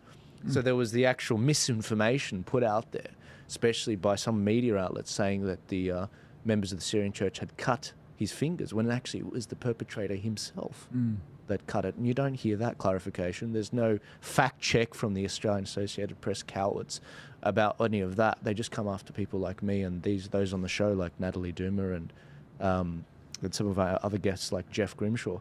But the bishop almost died, if not for an act of God when he held up his actual cross. That was what hit the actual knife at the moment that he was holding the trigger on the... I'll bring a knife in one time if it's not illegal. I'll show you exactly what happened with each stab. But the bishop, pointing out, I would not be here if it wasn't for God. And similarly, Donald Trump would not be here if it wasn't for him tilting his head, as I showed at the start of this. Guys, by the way, before I get the panel to weigh in on that, I am still monitoring this. Trump's son is now on right now. It's slowly crescendoing to Donald Trump himself. I am keeping a close... Look at people calling me during a live stream like I don't know I'm live streaming. Maybe they want to get on air. Mate, so honestly, I don't know what it is. It's dead silent when I'm not streaming, but the moment I'm streaming, I get a week's worth of messages and calls, and it's like, what the hell is... No one's calling me. It's lovely people. I pick up the phone, I'm like, you do know I was recording then? And they're like, oh, I didn't know. I'm like... Guys. Anyway, it's all good. No, I get it. Not everyone watches. It's all good. If you want to call me, my phone's here.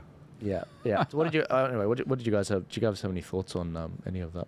Well, look, I will just say I do think that we are at a point in modern Western history where there are some very evil forces at work trying to bring society away from what I would call a created order, more powerfully now than they have been in a very long time. The family is being undermined. Notions of sex and sexuality that are foundations of family, that are foundations of flourishing societies, are being undermined now more than ever. And I do see this not just as a political fight, but I actually do. I mean, I am a Christian, and I believe that there is more to reality than what you can poke a stick at. And I think that there is a spiritual battle going on. And I do see Donald Trump as the one who God seems to be using to do some very positive things to push back what I would call some pretty satanic tendencies and satanic forces that have emerged over the last 30 years. And some of it is just outright satanic. Devil worship, witchcraft, neo-paganism. These are things that over time corrupt and immiserate a society. And I do see Donald Trump as probably the most powerful force in my lifetime of being able to stave this off and also give immense confidence to a counter movement who have been trying to fight all of this stuff for years but have just had very limited success. And I think the overturning of Roe versus Wade is maybe sort of the central event in all of this so far. That's not an argument in favour of miracles. I know those who don't believe are not going to be convinced by what I say, but from my perspective as a Christian, that is how I see things. Yeah, look, these things have been happening, as you mentioned, for a long time. And, you know, I was one of those people that was kind of ignorant to it or just wrote it off as, you know, that's just, it's not what it seems to be.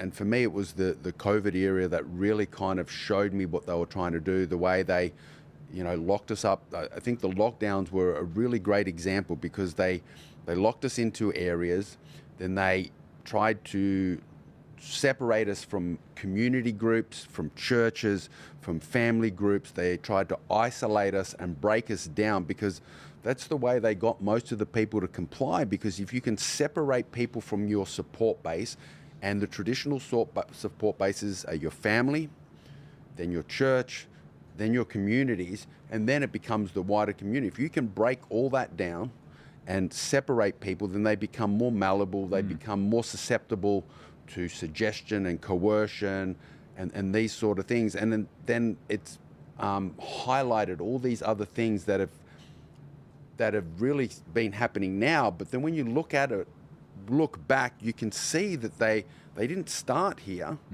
I'm just noticing it here. It was happening back here. And again, that's why we need to kind of step up and talk about these things. And that's also why they're bringing in a lot of these new legislation, such as mis and disinformation, and because they don't want us talking about us, they do want to separate us, and they use the idea of safety and convenience, but it comes under the banner of control, and it is there is something underlyingly malicious about what they're doing. Yeah, can I just say, guys, you mentioned, Elvis mentioned the mis and disinformation. This is how bad it is now, and they haven't even passed a bill. On the Facebook page of Turning Point Australia, which is a 95,000 person page, I have a concurrent viewer number of 21. 21 with 95,000 people watching live. That is the power of big tech. This is foreign interference. You're not going to see any heads roll. Whereas on X right now, we have 760 concurrent viewers on a page that only has 5,000 followers. This is the power of big tech. This is what they are doing to us in real time. And if you're listening on the other platforms, I need you to get over. The Turning Point Australia page, just so you know, it wasn't always like this. When the Canberra protests were on, and I was the only major streamer that was live streaming it, we had 40,000 concurrent viewers covering that at the time. That just shows you exactly what they're doing with the manipulation. And it's been really interesting ever since this Biden stuff came out. Big tech have started to pivot. And they've been starting to say, okay, we do have a game plan. Okay, good, no worries. Let's start censoring this. So the Times Magazine, they've already removed the photo.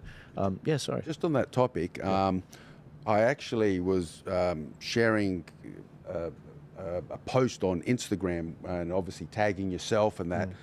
And Instagram, I sent you the screenshot if you want to check it, that says, do you really want to tag this person? He is a known for misinformation. I'm like, yes, I do. Thank you very much. Wow. But it's paternal. It's like you're a grown-ass man. You literally beat up men for a living.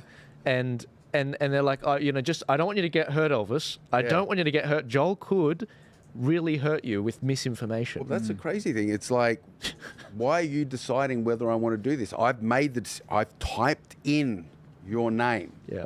Like, it's consensual. I know what I'm doing. Yeah, it's consensual. It's like, I don't need you to check on me. I'm fine here. So, but it just shows you the censorship that's happening on like Instagram and Facebook and these platforms. And as we discovered recently with the Elon cases, we wouldn't know a lot of this was going on if they themselves didn't say that every single other platform complied. Yeah. X was the only one that said no.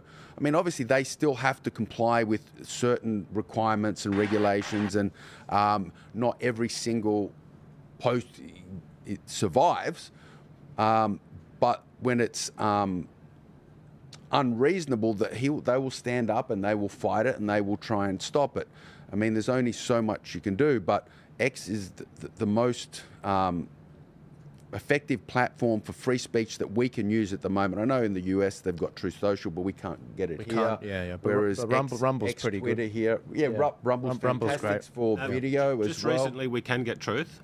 Oh, really? You I'll can have to download check the it app. out. You can download the app. Awesome, very good. Something to add? Speaking of Elon, I'm glad you mentioned him. Sorry, we're jumping around all over the way, guys. You know, we're still watching. You know, Trump will jump on live soon. But Elon Musk actually said that he's donating $45 million to Trump supporting PAC monthly. $45 million a month. I mean, it's a different world over there. The total Australian budget for our elections is like 200 mil. Well, the interesting thing about all this is, you know, in 2008, 2012, 2016 and 2020, that's 4 presidential elections in a row, the Democrats' funding has been like massively higher than the Republicans. Okay, and that was all fine. But now that Trump's got more funding, we've got to get big money out of business. Got to get big money out of politics. Got to get big money out of politics. So now that the tide's turned, they don't. These Democrats, they're always. Now, when the Democrats were getting much more funding, because Republicans believe in free speech, and a political donation is an act of free speech, we didn't complain. We didn't say the system's wrong. We just said, well, we've got to go and work out how to raise more money. And Joe Biden's been out there saying, because none of the mega donors are giving any money anymore. And he's saying, it's terrible.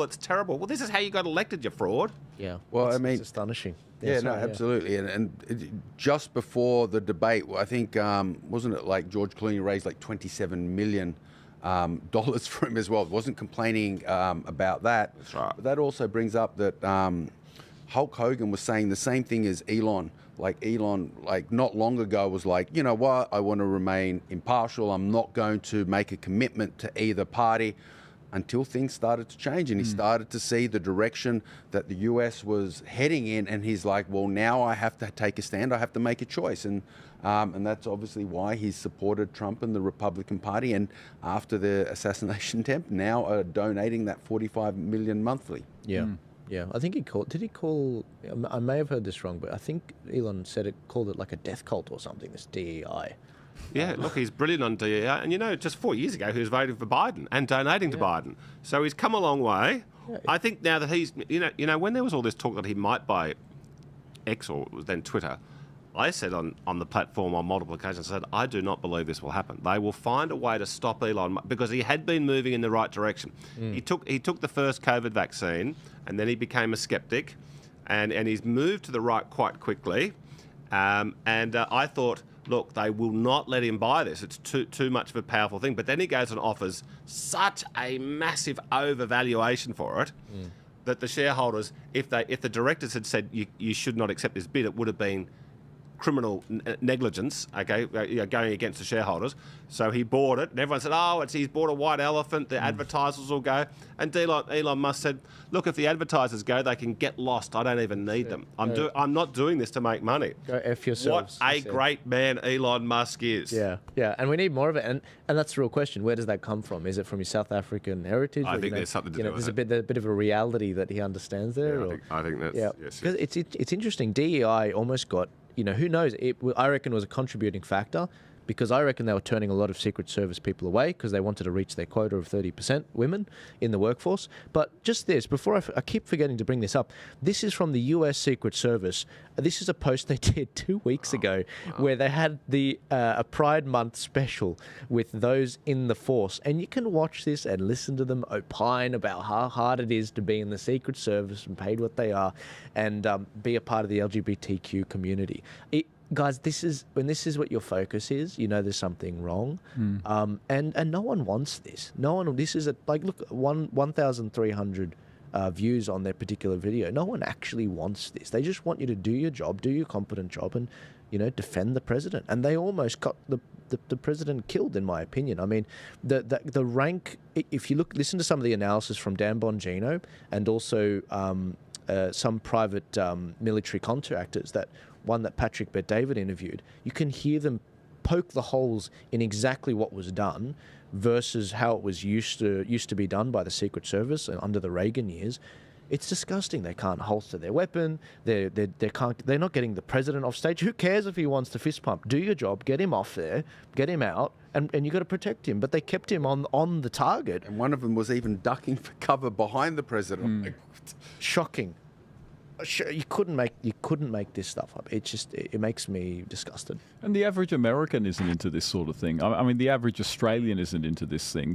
These DEI is pushed by a minority of very vocal and well-placed, powerful people, and it's allowed by cowards.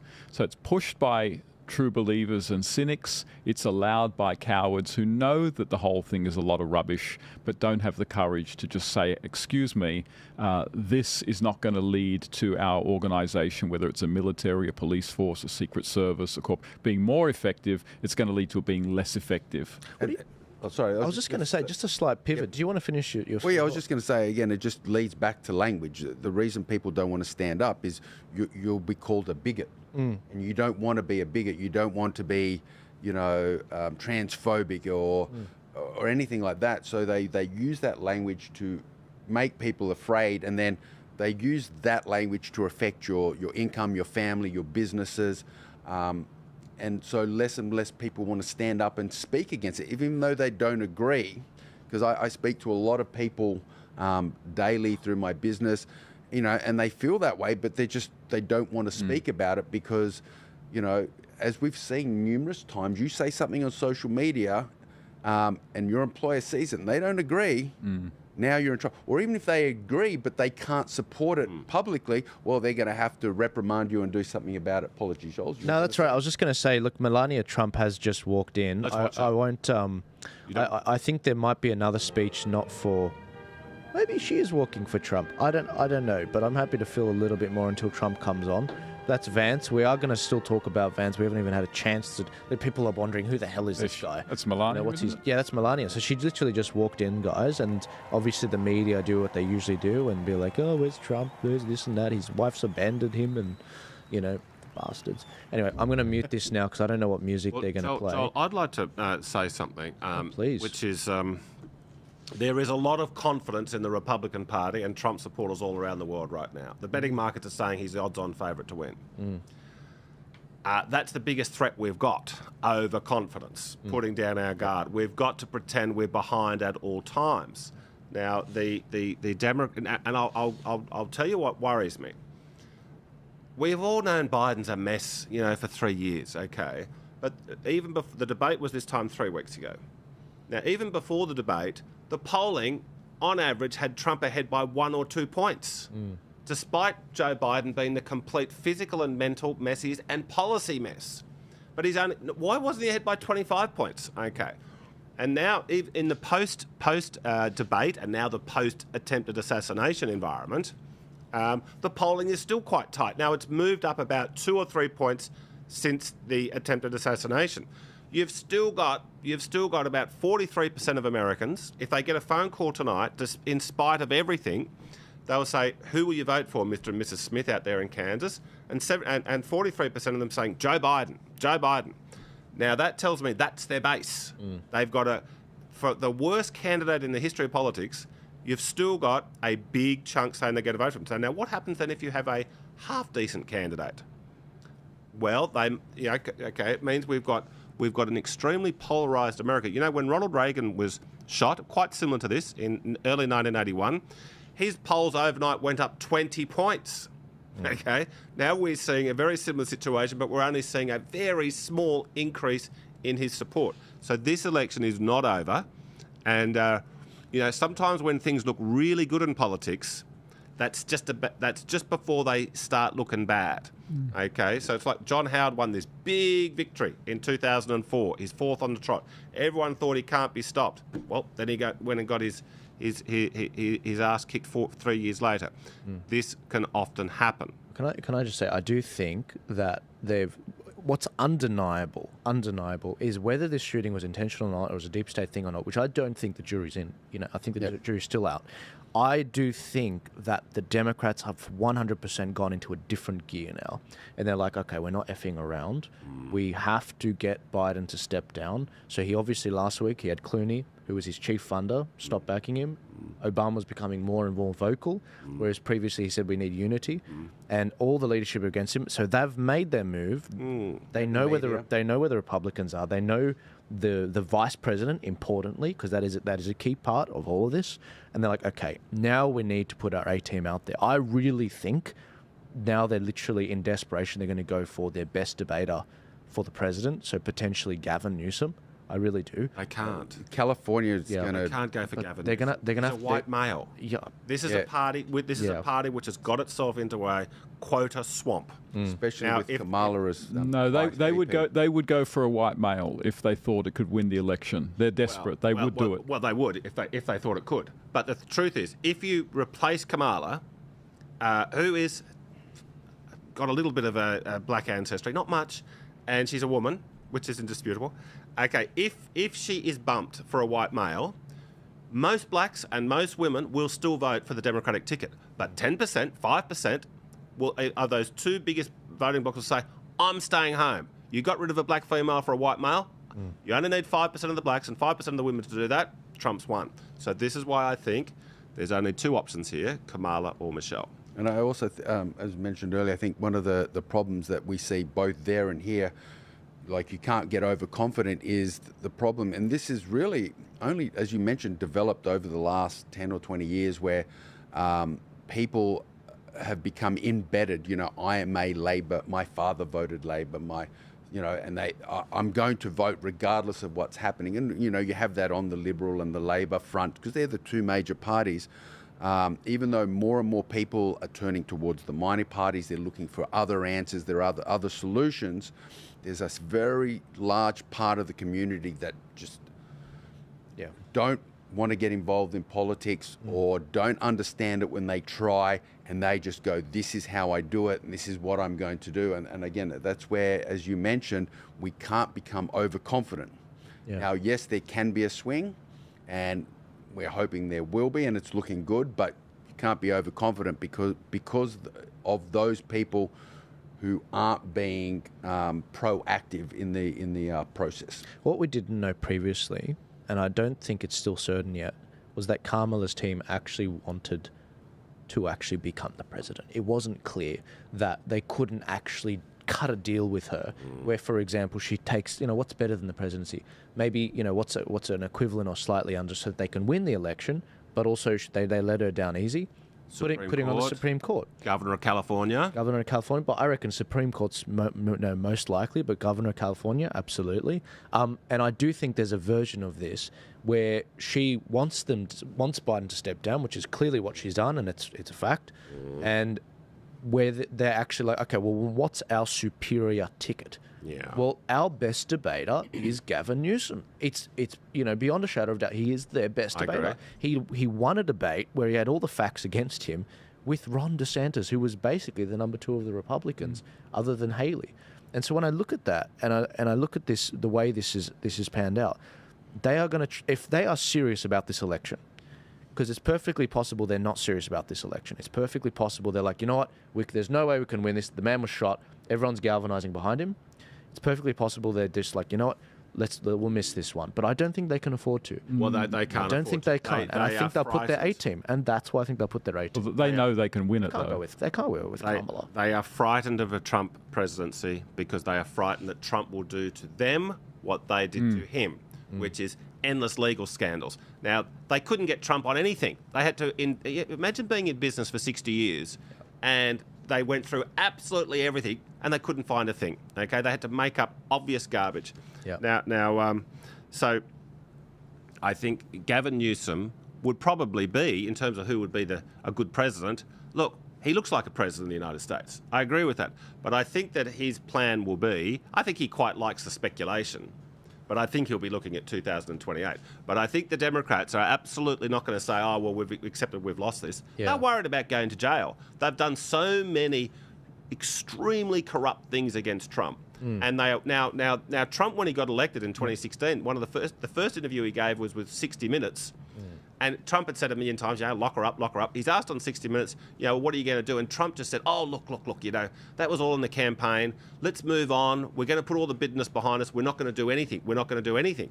And I think the Democrats looked at that and said, oh, that's cool. Okay, if you're not going to do us, we'll do you. Yeah. And I also worry if they do get to the point where they realise that they are actually going to lose, they're going to plant landmines all around the bureaucracy. So when Trump comes in, this is going to blow up and make Trump look bad. So I tell you who I'm very impressed with in Trump world is Stephen Miller. Stephen Miller. He's the one who is really, really out there to say, look, on this occasion, we absolutely have to drain the swamp. We talked about it last time, but Trump didn't know his way around Washington. Look, he'd barely been in Washington. He'd walked off Fifth Avenue. He gets elected the President of the United States. And he had a good heart. He had good intentions. But the people around him were 50-50. He had some good people, some swamp creatures. He trusted them. On this occasion, I think he's become a political person very, very quickly, and I think he now will know his way around Washington. To quote Winston Churchill, men who ride wild tigers dare not dismount. And that's precisely what the Democrats don't want to do. They don't want to dismount the wild tiger of a gamed legal system, which they've been aiming at Trump, because as soon as you get off, it turns on you. And that's precisely what John's been saying. And they are scared stiff. And that is why I think we want to be careful about overestimating the extent to which they're going to care about keeping a DEI hire in that particular role. The only thing I would say would rule out Newsom is not that he's white or a man, is that there's just so much ammunition against him on the state of California. That's a good point. Now, John is correct. They will lose maybe 5, maybe 10% of voters if they don't go with a DEI, but they'll also gain voters as well with a really decent, credible candidate, and so they have to factor that in as well.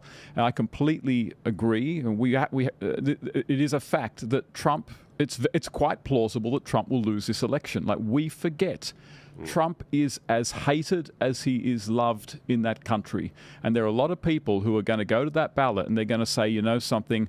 I kind of like a lot of what Trump stands for, but man, I don't want to go through 4 years of whatever's going to happen if I vote for Trump. So sorry, Trump, I'll vote Republican next time round. We just can't have you again. Yeah. Ladies and gentlemen, we're up to 900 viewers. I am still watching. They're in the middle of a concert right now, so they're still going. Sorry how late it is. Over there, it's like 10 o'clock, basically. I thought it was meant to be all wound up by 10. It's their summer too, so I'm going to keep a track record on how that's going. Just breaking news, by the way, for those of you listening, especially in Australia, former Premier Dom Perrottet has just announced his resignation. John, I thought you might want to hear that. Former Premier Dom Perrottet has just announced his resignation, and what that actually means, he was one of the COVID premiers after Gladys Berejiklian. He came in and normalised a lot of the lockdown measures, and with Victoria. I just wanted to break that news with you guys now. But one of the things that I wanted to raise with you gentlemen around me here is how close we actually came to a potential all-out war with Iran. Iran, and obviously it's sort of been in the background of this Israel-Palestine conflict, and Iran escalating into a war in the Middle East and all of that blowing up would have made a serious escalation with everything around the world. Everything, absolutely. I mean, we sort of hear through back channels and through back funding, they're funding Palestine because it's sort of a proxy against Israel. But I've been seeing a lot of headlines coming out since the Trump attempted assassination. Trump's assassination attempt, live updates from NBC and a few other outlets saying that the US learned of an Iranian plot to kill Trump weeks before the shooting. Now, this is kind of like, weapons of mass destruction, and, there was a similar plot, even though there's zero links between the shooter and Iran. There's this almost like, all it could be like is like, intelligence agencies, 20 of them have testified that, there's links between this shooter, and that's all it took for basically America to invade Iraq. Now, that is a sort of thing where if Trump truly was shot, and we saw a situation where the Republicans were basically leaderless. Who were you left with? I mean, the only person that got any delegates, the most delegates, was Nikki Haley, who got something like almost 100 delegates. And, I mean, this is what Nikki Haley's like. You know, she's too busy signing bombs. If we can pull this image up, she's too busy signing bombs in the Middle East, basically. And this is the problem I see, guys. You know, you've got this establishment in the Republicans and the Democrats. It's like they want war. On the one hand, Nikki Haley says a strong president doesn't start wars, a strong president prevents wars, and also Nikki Haley signing the sides of these bombs, the shells about to go off. This is, I think, the concern of a lot of Five Eyes countries, people that don't actually like killings being done in their name. What did you guys think about this? Because to think about it, we were an inch away from this all-out war. Before going into the war, that was one of the things I mentioned earlier, that Nikki Haley suddenly was going to the Republican conference as if she knew something was going to happen. And I go, this is one of those conspiracy. It's an idea. It's like, why did she suddenly change her mind? Did she know something was going to happen? Did she think there was going to be an opportunity for her to step in and become the nominee at the last second? So that kind of leads, I wouldn't say credence, but it kind of raises the question of, you know, was this a manipulated situation? And again, regarding Iran, that would have been a very dangerous situation. We saw it escalate a little bit a while back when the US retaliated for one of their strikes and stuff. And it's a scary situation where we've got, you know, potential nuclear war happening in Iran, and then also Russia, Ukraine. It's almost like they're pushing for it, and I don't think people understand just how terrifying that thought really is to the world. Absolutely, yeah. I mean, Iran is not yet a nuclear power. They're heading that way thanks to Biden and sort of recommencing billions of dollars of donations to Iran that Trump stopped, that I think Obama started up, but they're not actually nuclear weapon yet. And so it would have been, I mean, it would have been Iran who would have backed down. There's no way Iran would dare start a war right now with America.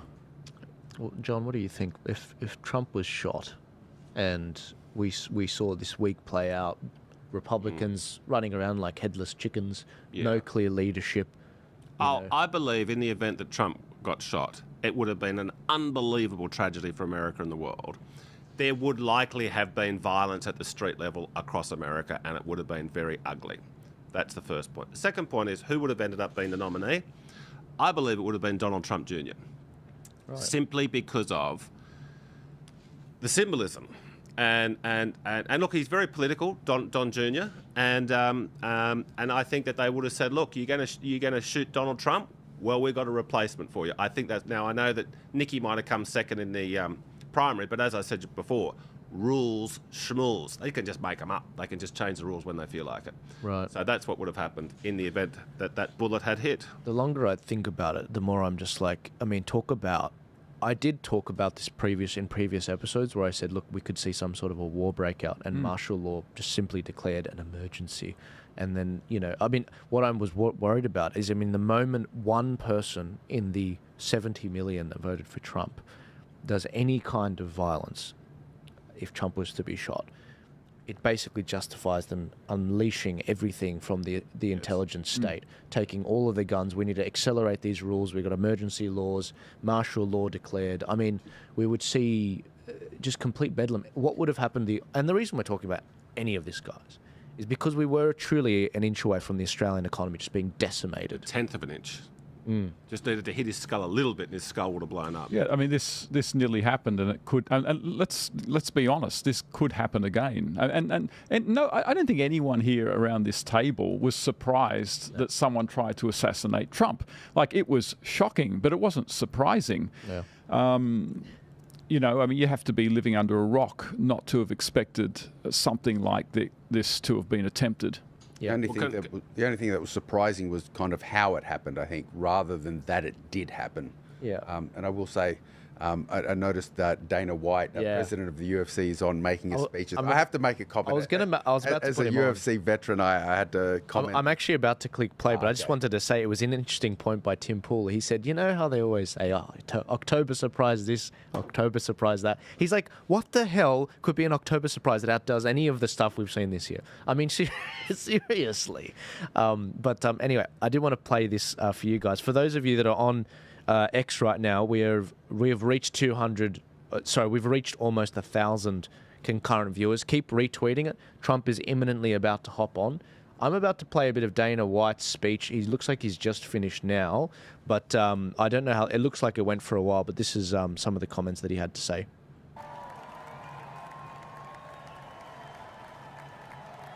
Good old Dana. So he's known Trump well before he was president. Good evening, ladies and gentlemen. I'll bring up a comment about that. The CEO and president of the Ultimate Fighting Championship. So 2 weeks ago, I got a call from President Trump asking me if I'd be willing to speak tonight. As usual, there was no pressure, no demands. He asked me as a friend, and of course I said yes. Then, after I accepted his offer, he sent me a text message, and I just want to read to you a little piece of what President Trump wrote to me. Dana, I'm so honored that you will be doing the introduction at the National Republican Convention. Think of it as the biggest fight you ever had, a fight for our country and even the world. I only wish you didn't have to interrupt your family trip, but I hope they understand they love you and they know how important this is. That's epic. Isn't that epic, Elvis? Yeah. Now think about this. This man's running for president of the United States.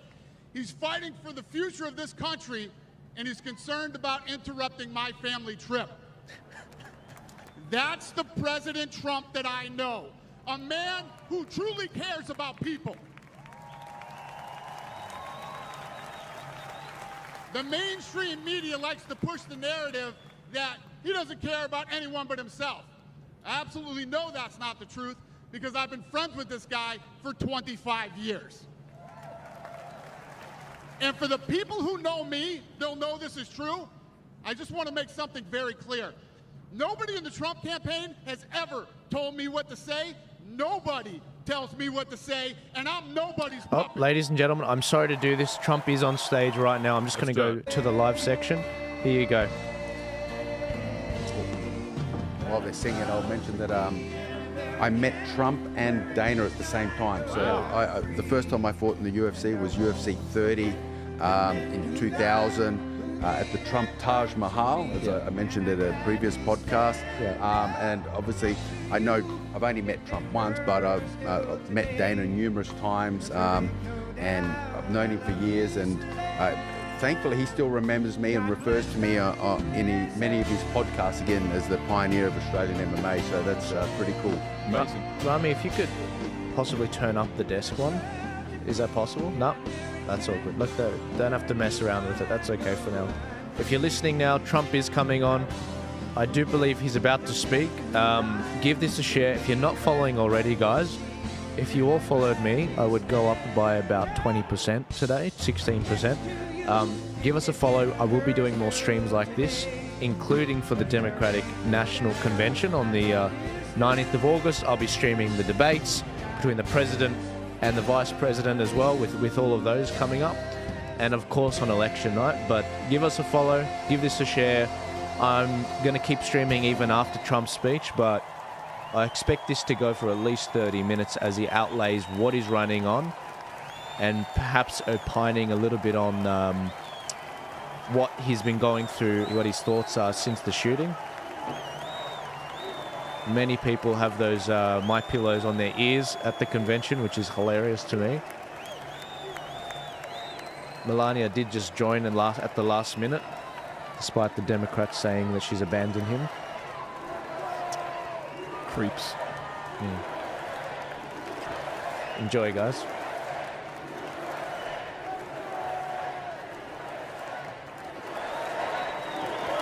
Thank you very much. Thank you very, very much. Wow. And thank you, Dana. Thank you, Kid Rock, sometimes referred to as Bob. And thank you, Lee, right from the beginning. Thank you very much. What a talent. What a beautiful, beautiful soul. Thank you. Friends, delegates, and fellow citizens, I stand before you this evening with a message of confidence, strength, and hope. 4 months from now, we will have an incredible victory, and we will begin the 4 greatest years in the history of our country. Together, we will launch a new era of safety, prosperity, and freedom for citizens of every race, religion, color, and creed. The discord and division in our society must be healed. We must heal it quickly. As Americans, we are bound together by a single fate and a shared destiny. We rise together or we fall apart. I am running to be president for all of America, not half of America, because there is no victory in winning for half of America. So tonight, with faith and devotion, I proudly accept your nomination for President of the United States. Thank you. There we go. Yeah, leave that up.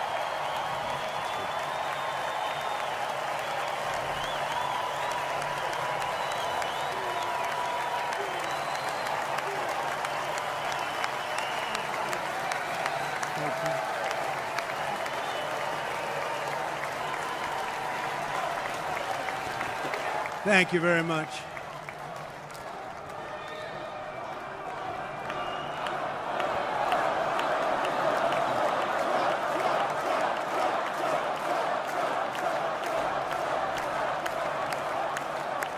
Thank you very much.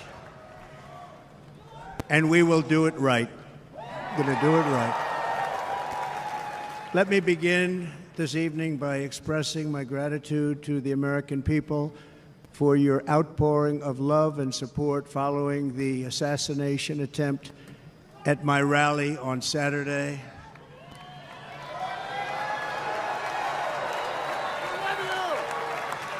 As you already know, the assassin's bullet came within a quarter of an inch of taking my life. So many people have asked me, what happened? Tell us what happened, please. And therefore, I will tell you exactly what happened, and you'll never hear it from me a second time because it's actually too painful to tell. It was a warm, beautiful day in the early evening in Butler Township in the great Commonwealth of Pennsylvania.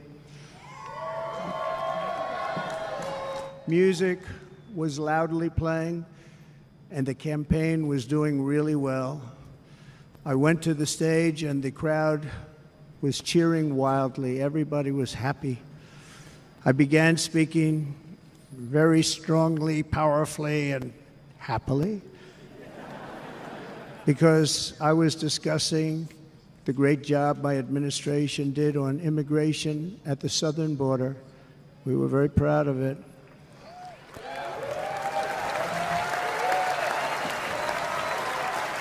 Behind me and to the right was a large screen that was displaying a chart of border crossings under my leadership.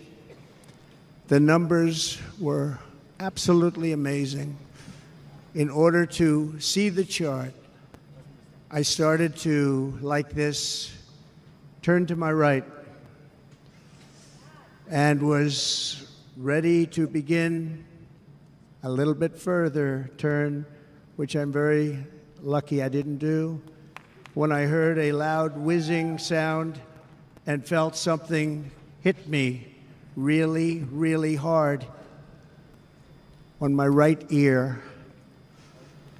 I said to myself, wow, what was that? It can only be a bullet. And moved my right hand to my ear, brought it down. My hand was covered with blood, just absolutely blood all over the place. I immediately knew it was very serious, that we were under attack, and in one movement proceeded to drop to the ground. Bullets were continuing to fly as very brave Secret Service agents rushed to the stage, and they really did. They rushed to the stage.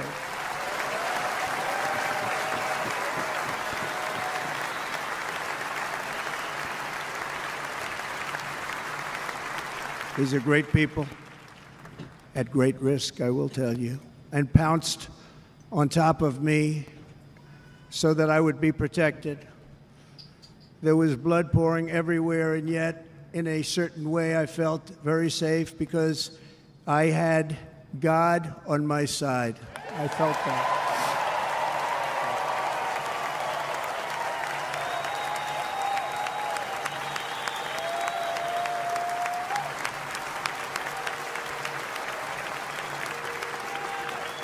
The amazing thing is that prior to the shot, if I had not moved my head at that very last instant, the assassin's bullet would have perfectly hit its mark, and I would not be here tonight. We would not be together. The most incredible aspect of what took place on that terrible evening in the fading sun was actually seen later. In almost all cases, as you probably know, and when even a single bullet is fired, just a single bullet, and we had many bullets that were being fired, crowds run for the exits or stampede, but not in this case. It's very unusual.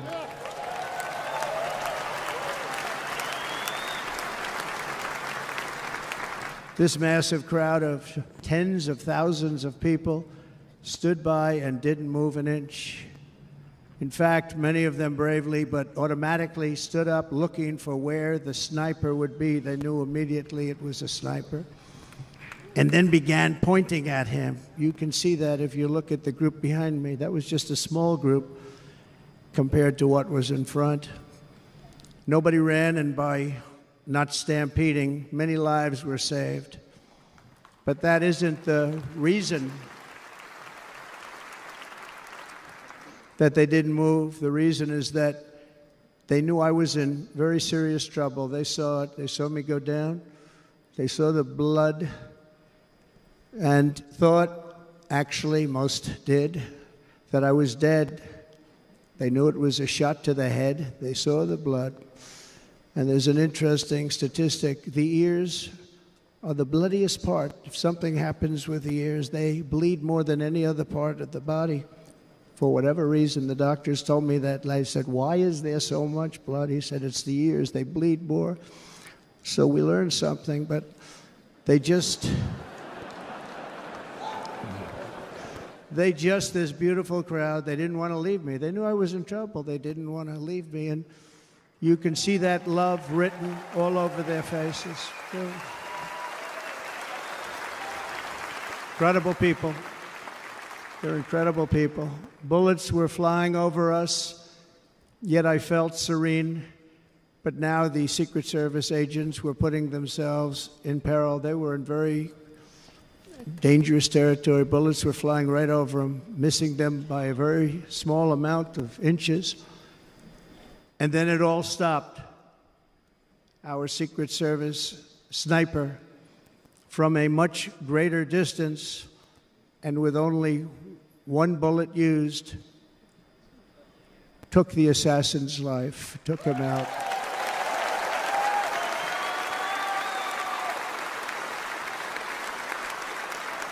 I'm not supposed to be here tonight. Not supposed to be here. Yeah.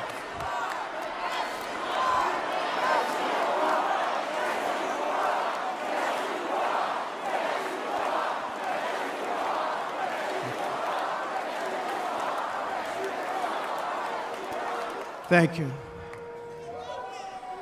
But I'm not. And I'll tell you, I stand before you in this arena only by the grace of Almighty God.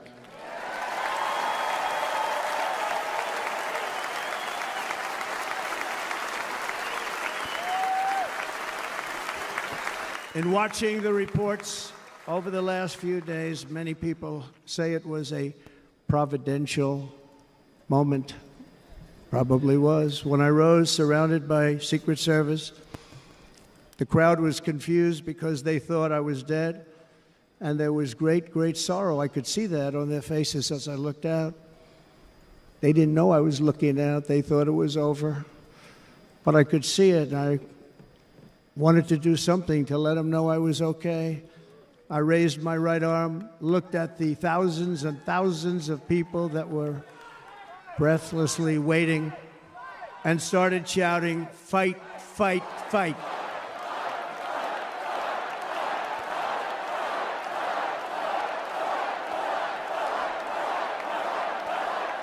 Thank you. Once my clenched fist went up, and it was high into the air. You've all seen that. The crowd realized I was okay and roared with pride for our country like no crowd I have ever heard before. Never heard anything like it. For the rest of my life, I will be grateful for the love shown by that giant audience of patriots that stood bravely on that fateful evening in Pennsylvania. Tragically, the shooter claimed the life of one of our fellow Americans, Corey, comparator, unbelievable person, everybody tells me. Unbelievable. And seriously wounded, two other great warriors, spoke to them today, David Dutch and James Copenhaver, two great people. I also spoke to all three families of these tremendous people. Our love and prayers are with them, and always will be. We're never going to forget them. They came for a great rally. They were serious Trumpsters, I want to tell you. They were serious Trumpsters, and still are. But Corey, unfortunately, we have to use the past tense. He was incredible. He was a highly respected former fire chief, respected by everybody. Was accompanied by his wife, Helen, incredible woman. I spoke to her today, devastated, and two precious daughters. He lost his life selflessly acting as a human shield to protect them from flying bullets. He went right over the top of them and was hit. What a fine man he was.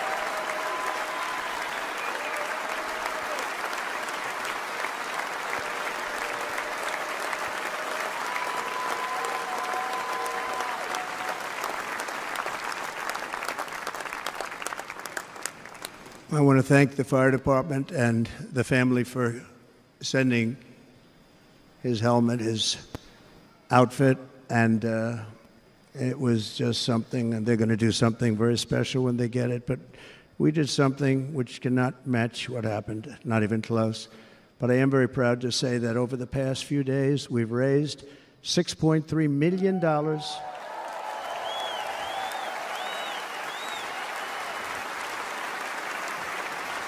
for the families of David, James, and Corey, including from a friend of mine, just called up. He sent me a check right here. I just got it. $1 million from Dan Newland. Thank you, Dan. And again, when speaking to the family, I told them, I said, well, I'm going to be sending you a lot of money, but it can't compensate. They all said the same thing. You're right, sir. We appreciate so much what you're doing, but nothing can take the place in the case of Corey. And the other two, by the way, they were very, very seriously injured, but now they're doing very well. They're going to be okay. They're going to be doing very well.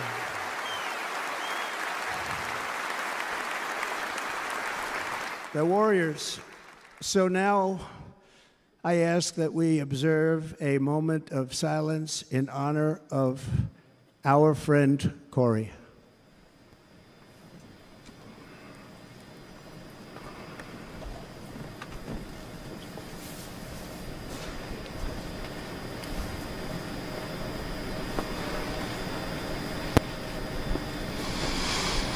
There is no greater love than to lay down one's life for others.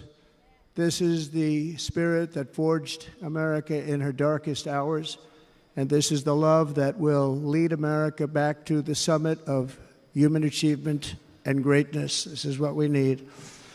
Despite such a heinous attack, we unite this evening more determined than ever. I am more determined than ever, and so are you. So is everybody in this room.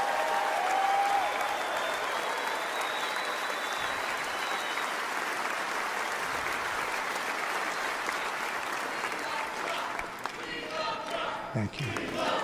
Thank you very much.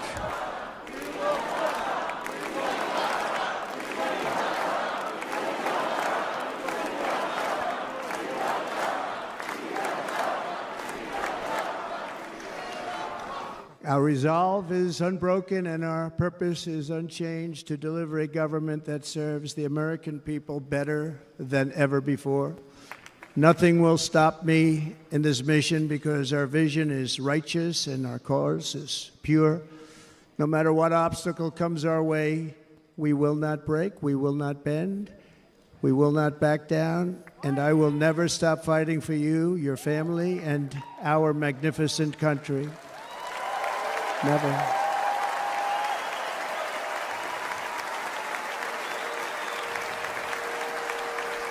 And everything I have to give with all of the energy and fight in my heart and soul, I pledge to our nation tonight. Thank you very much. I pledge that to our nation. We're going to turn our nation around, and we're going to do it very quickly. Thank you.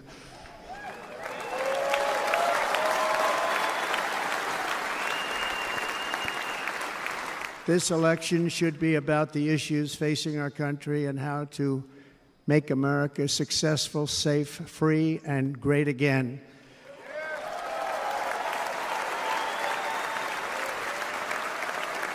In an age when our politics too often divide us, now is the time to remember that we are all fellow citizens. We are one nation under God, indivisible, with liberty and justice for all.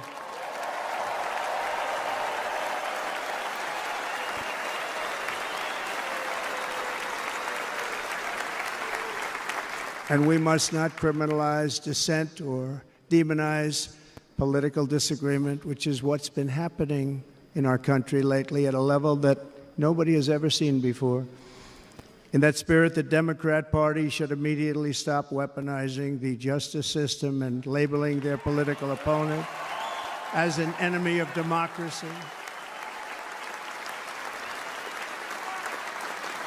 Especially since that is not true. In fact, I am the one saving democracy for the people of our country.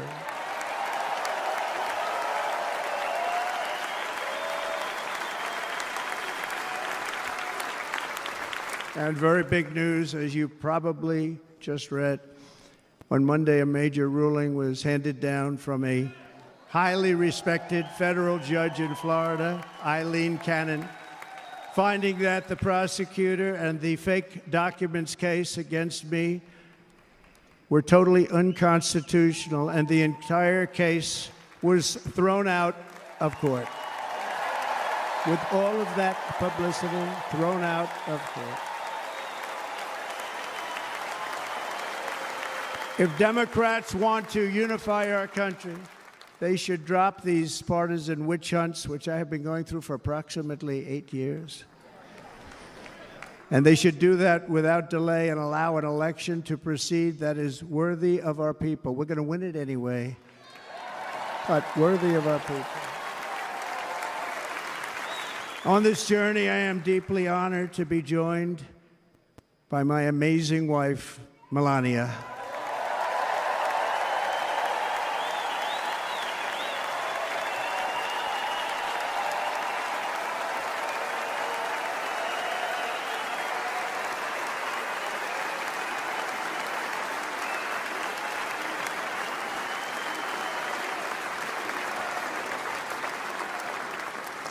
And Melania, thank you very much. You also did something really beautiful, a letter to America calling for national unity, and it really took the Republican Party by surprise. I will tell you, it was beautiful.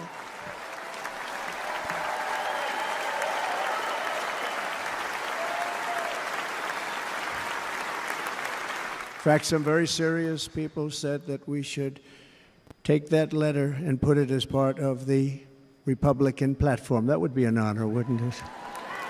Right, Mr. Congressman? But it captivated so many, so I also want to thank my entire family for being here. Don, Kimberly, Ivanka and Jared, Eric and Lara, Tiffany and Michael, Barron. We love our Barron.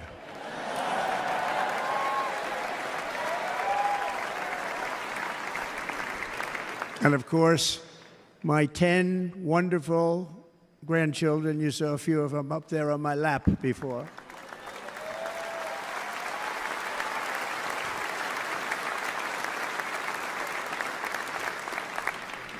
And how good was Dana? Was Dana good? I mean, was he good? He was on probably the only vacation he's had in about, maybe ever, because he works, but about 10 years with his wife, very far away. I won't tell you where, but very, very far away, beautiful place.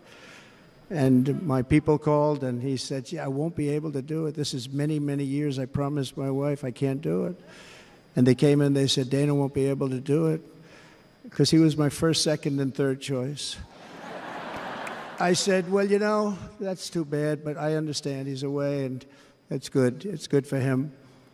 And that was it. About 30 minutes later, she came back in, sir, Dana just called. He's going to do it. And his wife, she said, you can't turn him down. You just can't do it. You have to go. That's a good wife.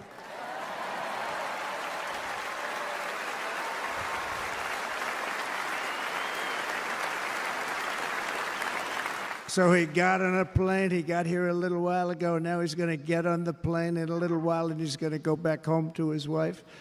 But they're great, and I just want to thank her and him and their whole family, because that's not easy. And Kid Rock, same thing. Called, he said, I want to be a part of it. I want to be a part, because, Kid does his great song, Big, Big Monster song. I had no idea. He became a friend of mine over the last 10 years. And he's amazing. Everyone loves him. I didn't even know how big he was. He has rallies, 35,000, 40,000 people he gets every time he goes out. I think he's making so much money, he doesn't know what the hell to do with it. You want to know? And then we have my other friend, and I've known him so long, and we took that song, and it was a big success, but we made that. I saw a chart of great songs to America. That was #1 on the chart recently, #1. So that's Lee Greenwood, a very special, beautiful person. He's a beautiful man. But they all wanted to be here. They called. And how about the Hulkster? How good was he? Is he up? Where is he? Boy, oh boy.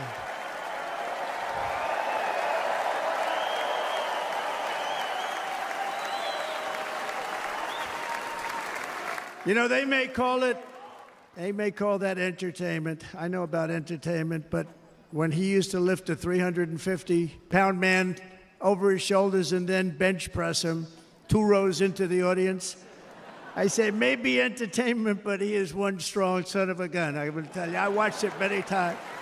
There aren't a lot of entertainers that can do that, right? You were fantastic. Thank you very much. Followed by Eric. What was that all about? Boy, that was good. I didn't want to really come up here. But he was so great, and he's such a good young man. He went through a lot of trouble, and Don last night was incredible. They went through so much trouble. They got subpoenaed more than any people probably in the history of the United States. Every week they get another subpoena from the Democrats, crazy Nancy Pelosi, the whole thing, just boom, boom, boom. They've got to stop that, because they're destroying our country. We have to work on making America great again, not on beating people. And we won. We beat them in all. We beat them on the impeachments. We beat them on indictments. We beat them. But the time that you have to spend, if they would devote that genius to helping our country, we'd have a much stronger and better country.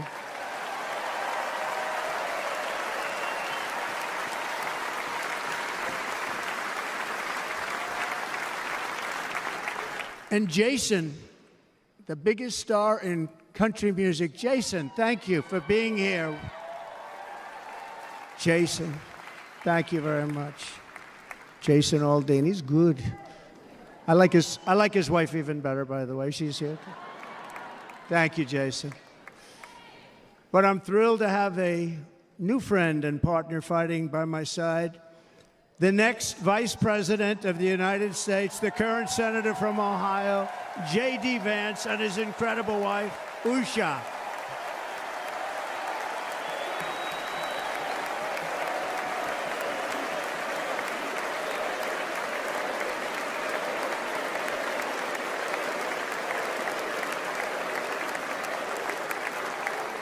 He's going to be a great Vice President. He's going to be great. He'll be with this country and with this movement, greatest movement in the history of our country, Make America Great Again.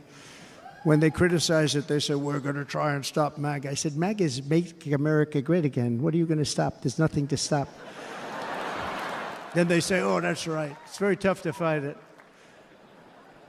And all of the people that did try and fight it have failed. But he's going to be with us for a long time, and it was an honor to select him. Great, great student at Yale. His wife was a great student at Yale. They met at Yale. These are two smart people. So, J.D., you're going to be doing this for a long time. Enjoy the ride.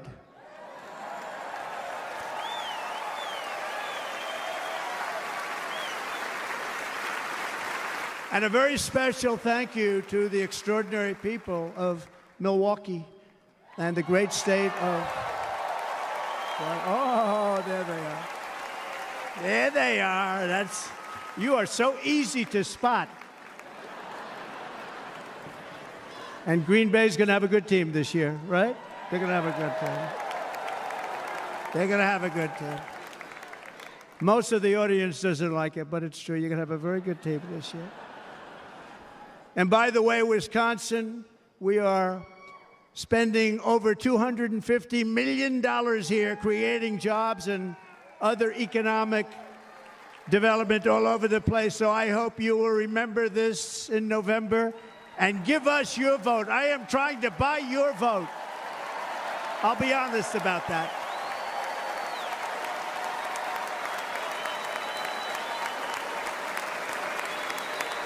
And I promise we will make Wisconsin great again. We're going to make it.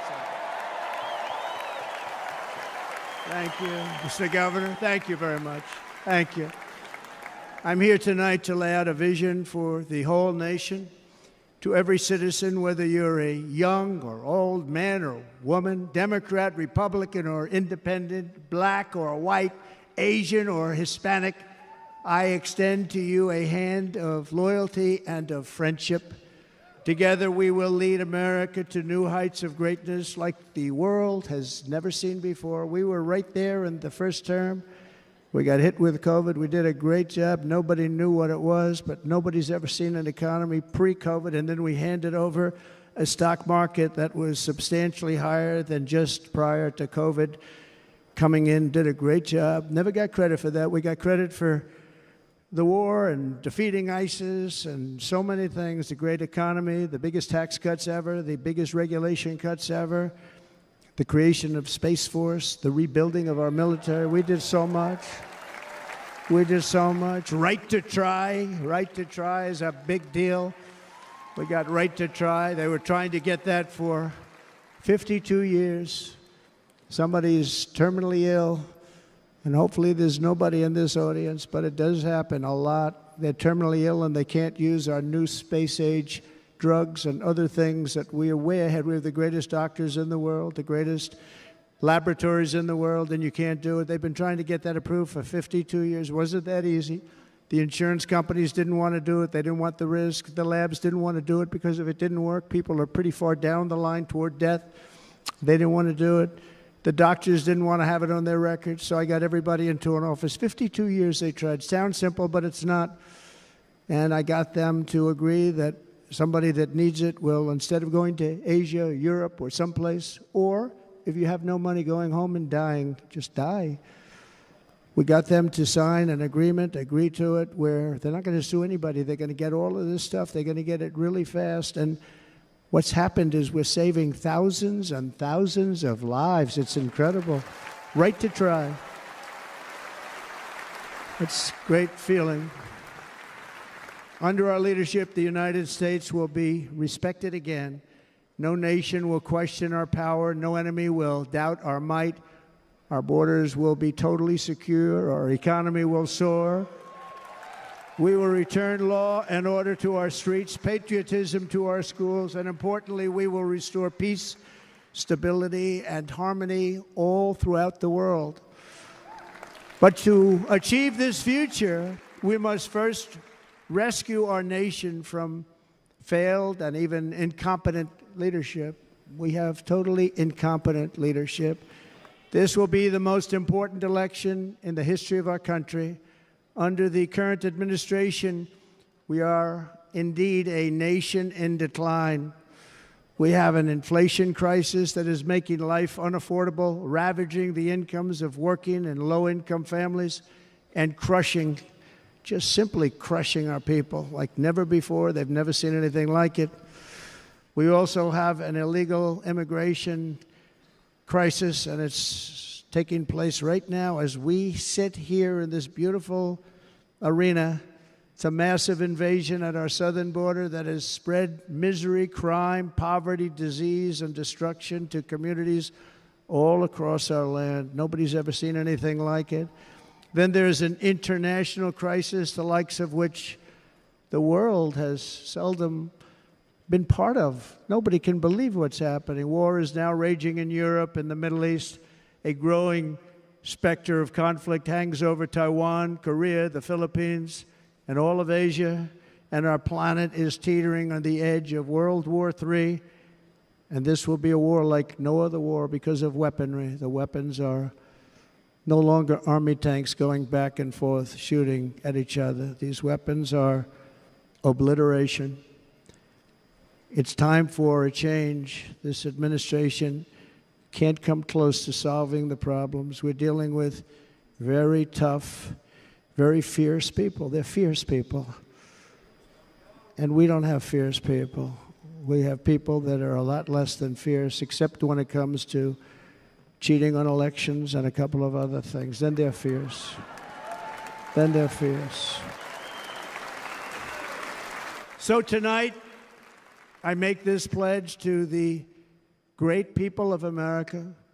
I will end the devastating inflation crisis immediately, bring down interest rates, and lower the cost of energy. We will drill, baby, drill.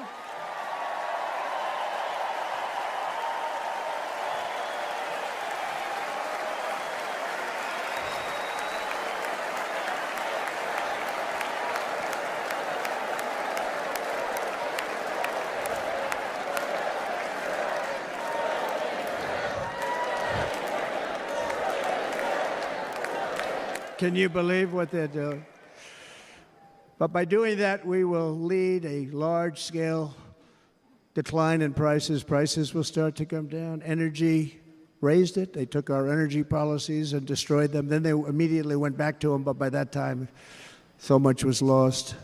But we will do it at levels that nobody's ever seen before, and we'll end lots of different things. We'll start paying off debt and start lowering taxes even further. We gave you the largest tax cut. We'll do it more. You know, people don't realize I brought taxes way down, way down, and yet we took in more revenues the following year than we did when the tax rate was much higher. Most people said, how did you do that? Because it was incentive. Everybody was coming to the country. They were bringing back billions and billions of dollars into our country. The companies made it impossible to bring it back. The tax rate was too high, and the legal complications were far too great. I changed both of them, and hundreds of billions of dollars by Apple and so many other companies were brought back into our nation, and we had an economy the likes of which no nation had ever seen. China, we were beating them at levels that were incredible. And they know it. They know it. We'll do it again, but we'll do it even better. I will end the illegal immigration crisis by closing our border and finishing the wall, most of which I've already built.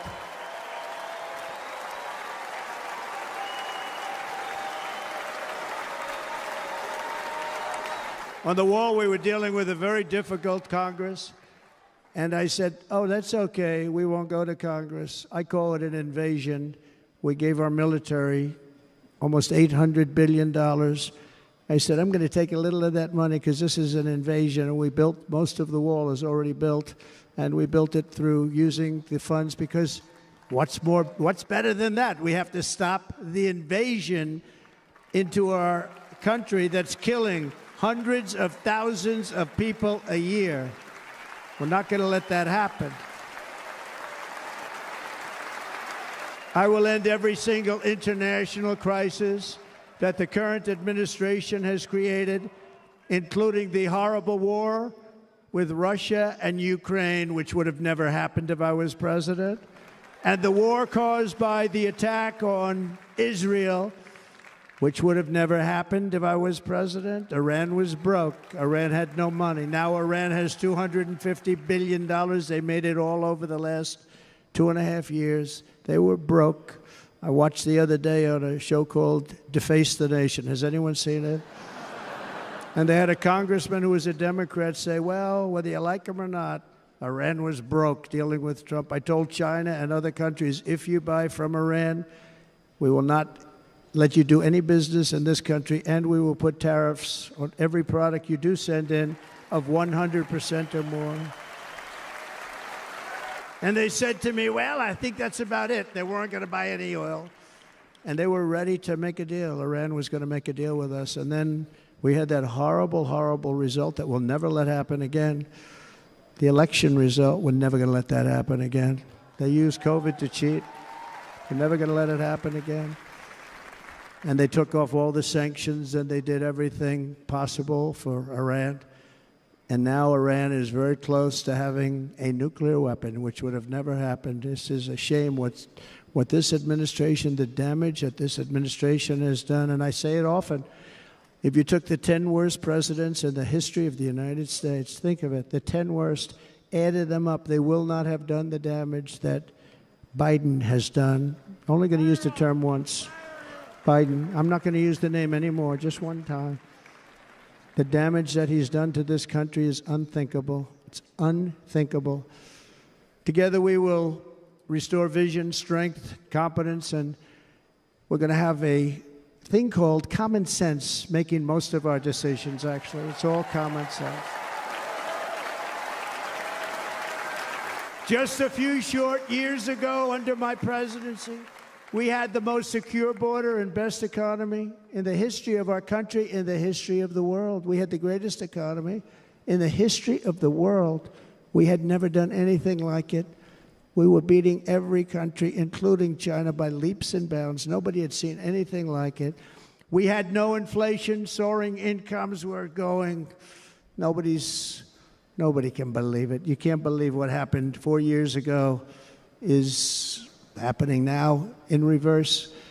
And the world was at peace. Inflation has been a killer for our country. No matter what you make it, it doesn't matter because inflation is eating you alive. People that were putting away money, they were making great wages, the highest they've ever made, but they were putting away a lot of money. Now they are just being destroyed. They're not putting away anything. They're barely living. They're going into savings accounts. They're taking out their money to live because of inflation. Inflation, remember, it's called a country buster. You can go back to Germany from 100 years ago. You can go back to any country that suffered great inflation. And we've suffered the worst inflation we've ever had. But go back and see what's happened to those countries. We've had the worst inflation we've ever had under this person. But in less than 4 years, our opponents have turned incredible success into unparalleled tragedy and failure. It's been a tremendous failure. Today, our cities are flooded with illegal aliens. Americans are being squeezed out of the labor force and their jobs are taken. And by the way, you know who's taking the jobs that are created? 107% of those jobs are taken by illegal aliens. And you know who's being hurt the most by millions of people pouring into our country? The black population and the Hispanic population, because they're taking the jobs from our black population, our Hispanic population, and they're also taking them from unions. The unions are suffering because of it. Thank you. Thank you. I like you too. Thank you very much. Inflation has wiped out the life savings of our citizens and forced the middle class into a state of depression and despair. That's what it is. It's despair and depression. We cannot and will not let this continue. Less than 4 years ago, we were a great nation, and we will soon be a great nation again. We're going to be a great nation again.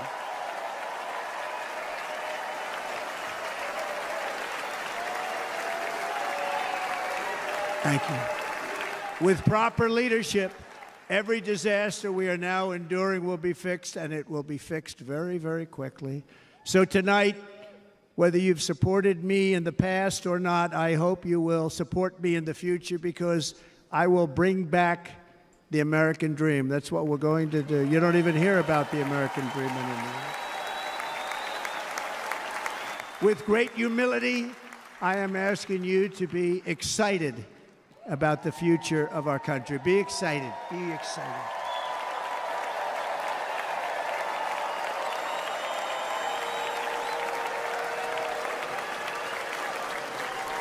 And by the way, the news reports, look at all of those big networks. Look at them. They're all here.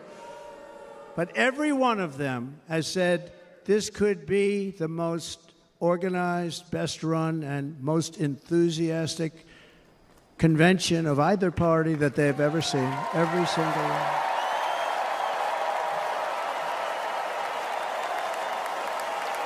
And it's true.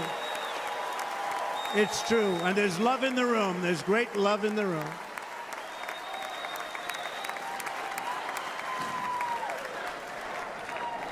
So I better finish strong.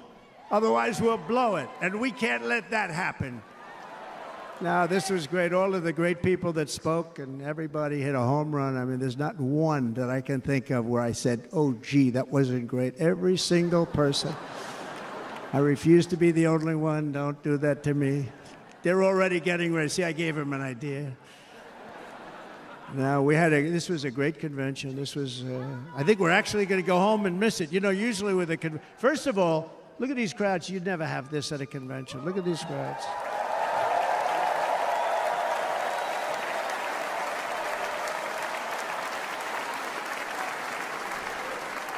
Love. It's about love. This week, the entire Republican Party has formally adopted an agenda for America's renewal, and you saw that agenda. And it's very short compared to the long, boring, meaningless agendas of the past, including the Democrats. They write these things that are hundreds of pages long, and they never read them after they're done. In their case, fortunately, they don't read them because they're pretty bad. It's a series of bold promises that we will swiftly implement when you give us a Republican House. And Mr. Speaker, thank you very much. We have our great Speaker of the House with us tonight, Mr. Speaker. Thank you very much. Thank you. A Republican Senate. We have many senators here. And send me back to our beautiful White House just a few short months from now. We're talking about just months. It can't come fast enough. We have to get it done. First, we must get economic relief to our citizens. Starting on day one, we will drive down prices and make America affordable again. We have to make it affordable. It's not affordable. People can't live like this. Under this administration, our current administration. Groceries are up 57%, gasoline is up 60 and 70%, mortgage rates have quadrupled. And the fact is, it doesn't matter what they are because you can't get the money anyway. You can't buy houses. Young people can't get any financing to buy a house. The total household costs have increased an average of $28,000 per family under this administration.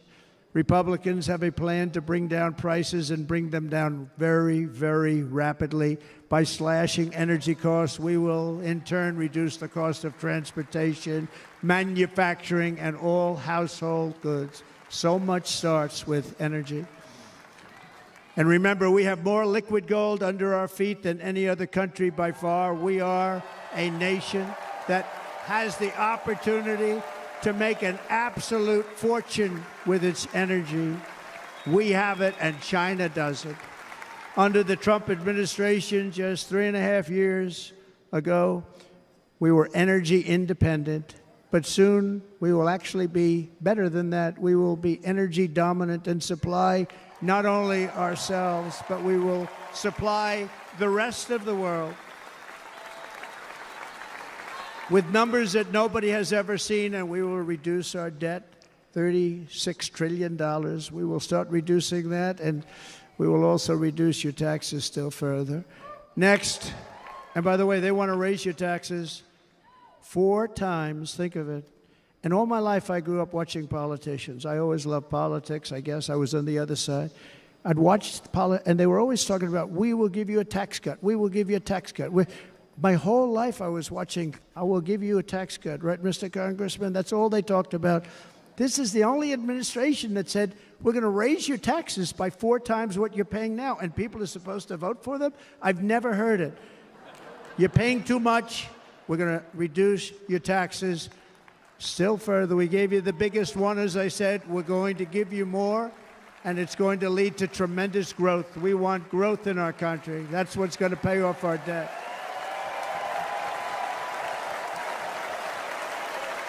And next, we will end the ridiculous and actually incredible waste of taxpayer dollars that is fueling the inflation crisis. They spent trillions of dollars on things having to do with the Green New Scam. It's a scam.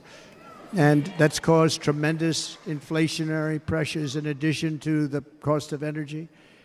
And all of the trillions of dollars that are sitting there not yet spent, we will redirect that money for important projects like roads, bridges, dams, and we will not allow it to be spent on meaningless Green New Scam ideas.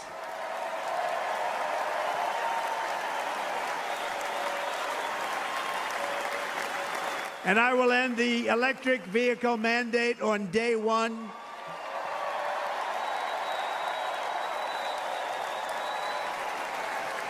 Thereby saving the U.S. auto industry from complete obliteration, which is happening right now, and saving U.S. customers thousands and thousands of dollars per car. And right now, as we speak, large factories just started are being built across the border in Mexico. So with all the other things happening on our border, and they're being built by China to make cars and to sell them into our country. No tax, no anything. The United Auto Workers ought to be ashamed for allowing this to happen. And the leader of the United Auto Workers should be fired immediately. And every single auto worker, union and non-union, should be voting for Donald Trump, because we're going to bring back car manufacturing, and we're going to bring it back fast.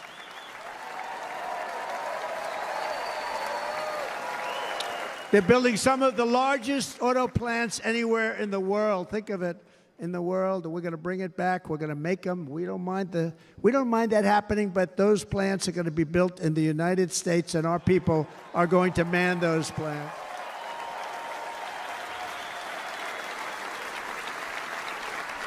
And if they don't agree with us, we'll put a tariff of approximately 100 to 200% on each car, and they will be unsellable in the United States. We have long been taken advantage of by other countries.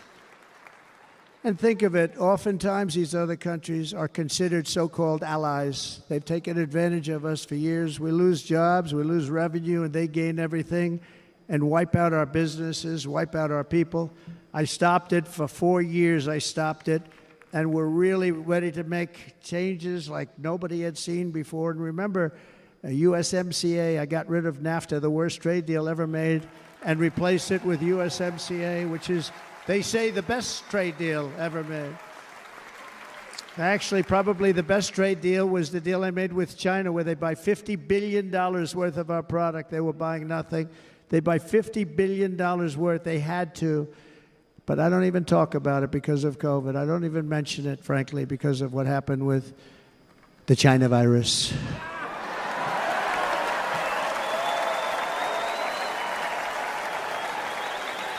We will not let countries come in, take our jobs, and plunder our nation. They come and do that.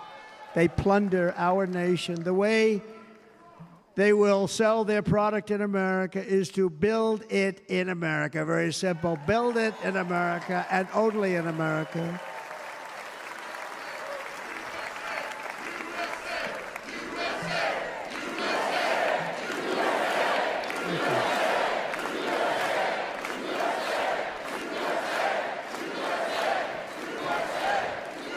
And this very simple formula, and Congress has to go along with us, and they will.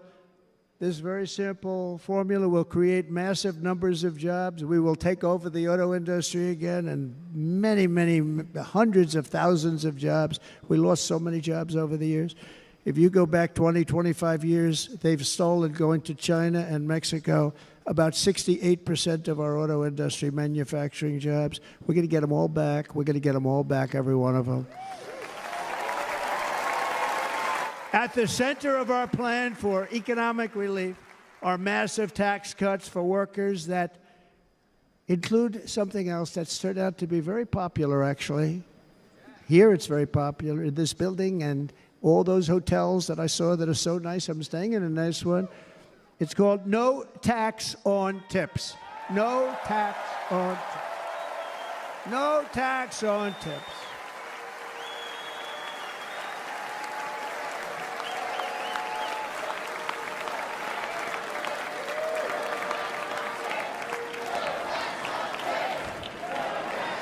I got that by having dinner recently in Nevada, where we're leading by about 14 points. Hello. I'll see you there very soon, everybody. And we're having dinner at a beautiful restaurant in the Trump building on the Strip, and it's a great building, and the waitress comes over. How's everything going? A really nice person. How's everything? Oh, sir, it's so tough. The government's after me all the time on tips, tips, tips. I said, well, they give you cash. Would they be able to find him? She said, actually, and I didn't know this, she said, very little cash is given. It's all put right on the check. And they come in and they take so much of our money, it's just ridiculous. And they don't believe anything we say. And they've just hired, as you know, 88,000 agents to go after him even more. And I said, this shows the level of my, most people go out, they hire consultants, they pay them millions of dollars. But I said to her, let me just ask you a question. Would you be happy if you had no tax on tips? She said, what a great idea. I got my information from a very smart waitress. That's better than spending millions of dollars. And everybody loves it. Waitresses and caddies and drivers and everybody. It's a large group of people that are being really hurt badly. They make money, let them keep their money. I'm going to protect Social Security and Medicare. Democrats are going to destroy Social Security and Medicare because all of these people, by the millions they're coming in, they're going to be on Social Security and Medicare and other things, and you're not able to afford it. They are destroying your Social Security and your Medicare. Under my plan, incomes will skyrocket, inflation will vanish completely, jobs will come roaring back, and the middle class will prosper like never, ever before, and we're going to do it very rapidly.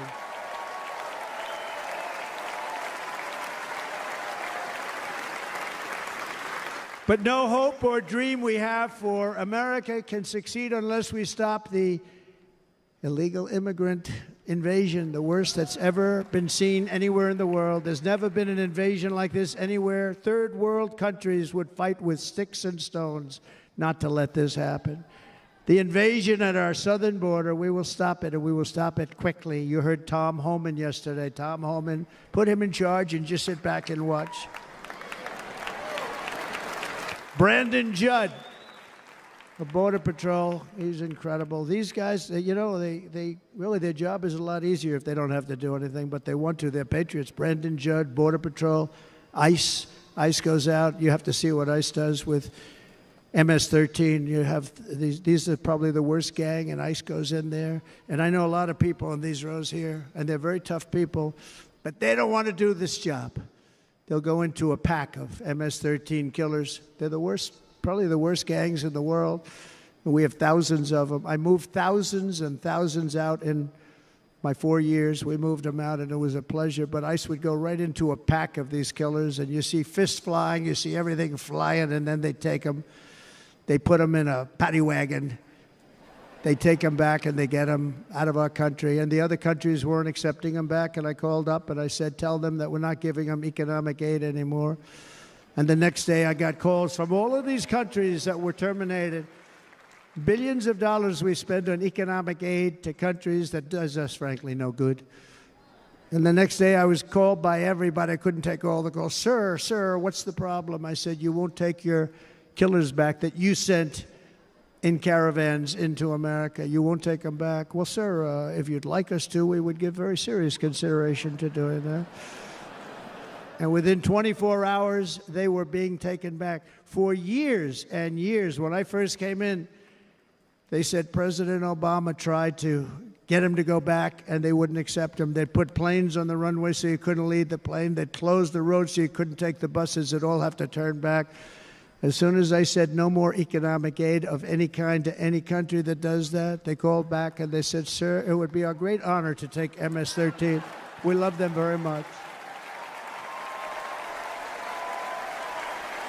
We love them very much, sir. We'll take them back.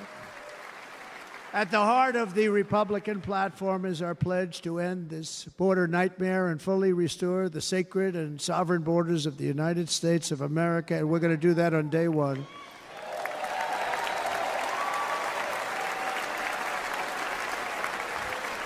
That means two things on day one, right? Drill, baby, drill, and close our borders.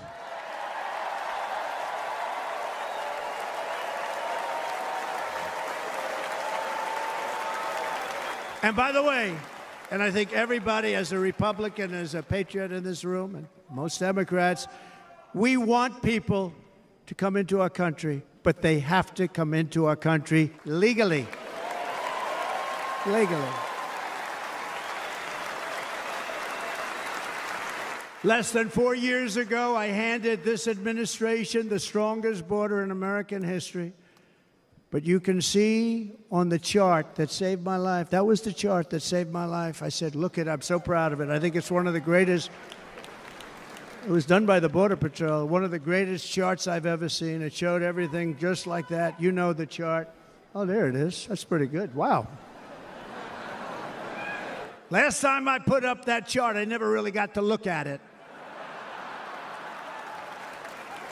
But without that chart, I would not be here today.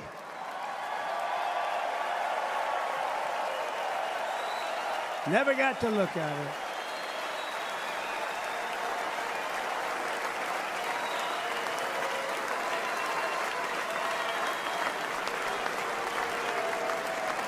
I said, you got to see this chart. I was so proud of it, and by the time I got to there, I never got to see it that day. But I'm seeing it now, and I was very proud. If you look at the arrow in the bottom, that's the lowest level, the one on the bottom, heavy red arrow. That's the lowest level of illegal immigrants ever to come into our country in recorded history, right there. Right there. And that was my last week in office.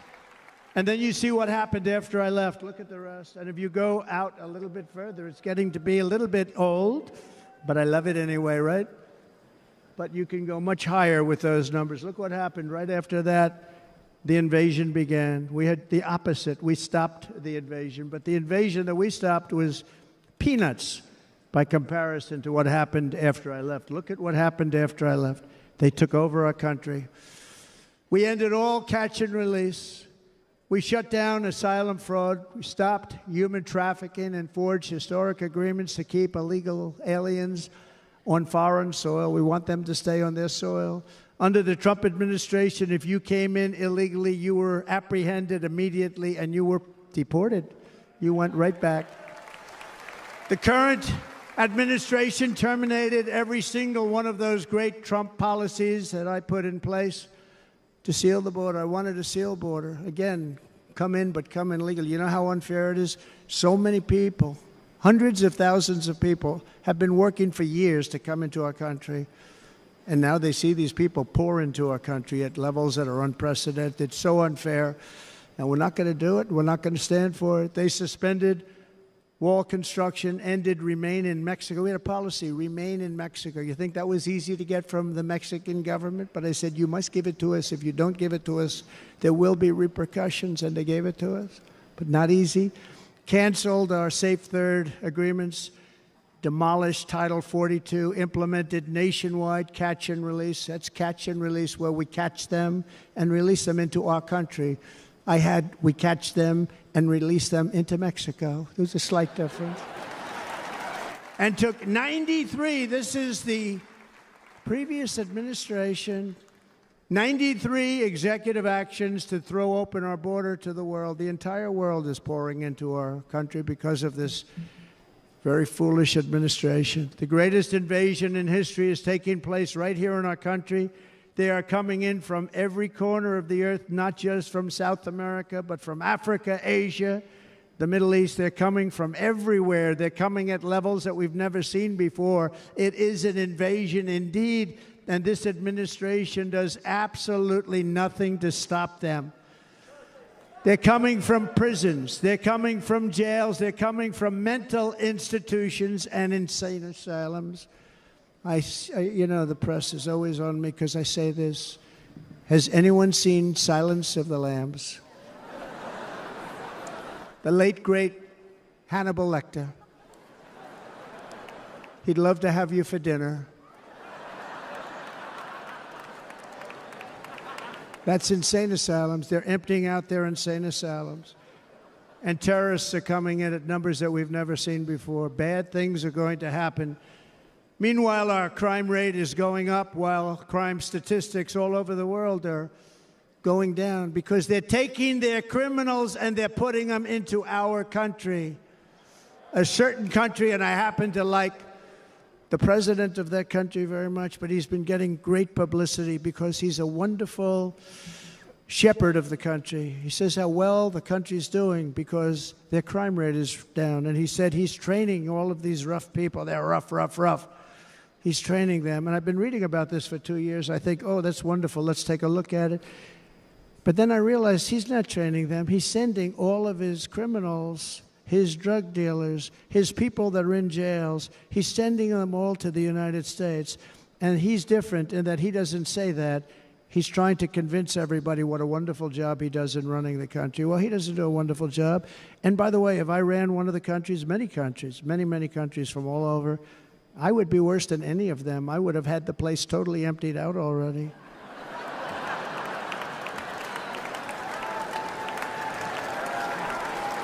But we become a dumping ground for the rest of the world, which is laughing at us. They think we're stupid. And they can't believe that they're getting away with what they're getting away with, but they're not going to be getting away with it for long. That's what I can tell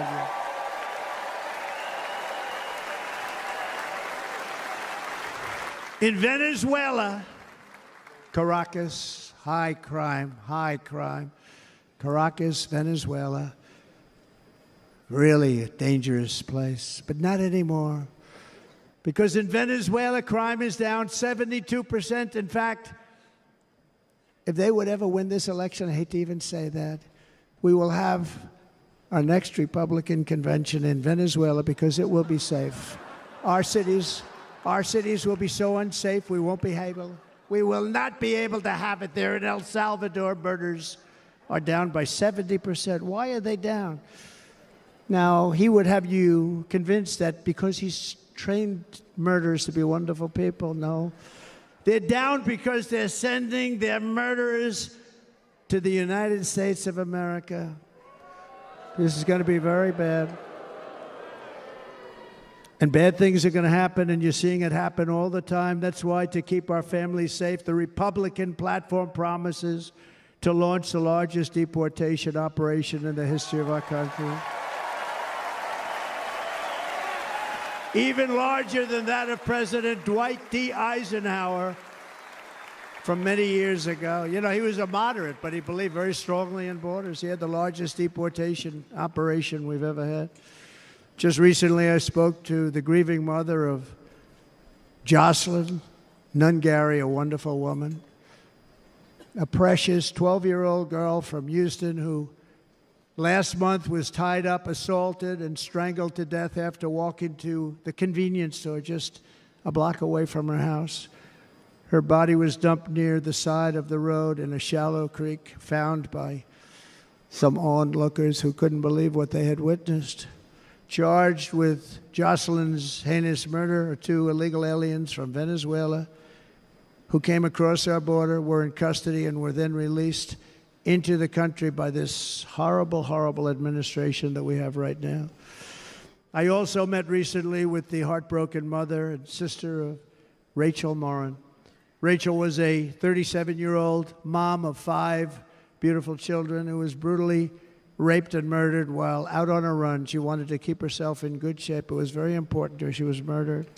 The monster responsible first killed another woman in El Salvador before he was led into America by the White House. This White House let them in. He then attacked a 9-year-old girl and her mother in a home invasion in Los Angeles before murdering Rachel in Maryland. Traveled all throughout the country, doing tremendous damage. Rachel's mother will never be the same. I spent time with her. She will never be the same. I've also met with the wonderful family of Laken Riley, the brilliant 22-year-old nursing student. She was so proud of being first in her class, who was out for a jog on the campus of the University of Georgia when she was assaulted, beaten, and horrifically killed. Yet another American life was stolen by a criminal alien set free by this administration. And these were incredible people we're talking about. These were incredible people who died. Tonight, America, this is my vow. I will not let these killers and criminals into our country.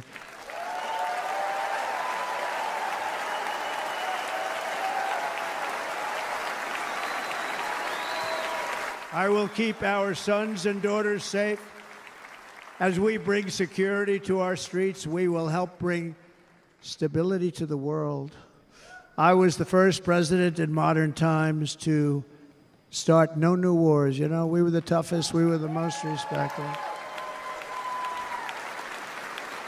And you saw this. Hungry, strong country, run by a very powerful, tough leader. He's a tough guy. Press doesn't like him because he's tough. And he came out recently. They were asking him at an interview, the whole world is exploding. What's happening? What's going on? Viktor Orban, Prime Minister of Hungary, very tough man. He said, I don't want people coming into my country and blowing up our shopping centers and killing people. But they said to him, tell us what's going wrong, what's happening, what is it? He said, there's only one way you're going to solve it. You got to bring President Trump back to the United States because he kept everybody at bay. He used a word I wouldn't use because I can't use that word, because you'd say it was braggadocious. The press would say he was a braggart. I'm not a braggart. But Viktor Orban said it. He said Russia was afraid of him. China was afraid of him. Everybody was afraid of him. Nothing was going to happen. The whole world was at peace. And now the world is blowing up around us. All of these things that you read about were not going to happen. Under President Bush, Russia invaded Georgia. Under President Obama, Russia took Crimea. Under the current administration, Russia is after all of Ukraine. Under President Trump, Russia took nothing.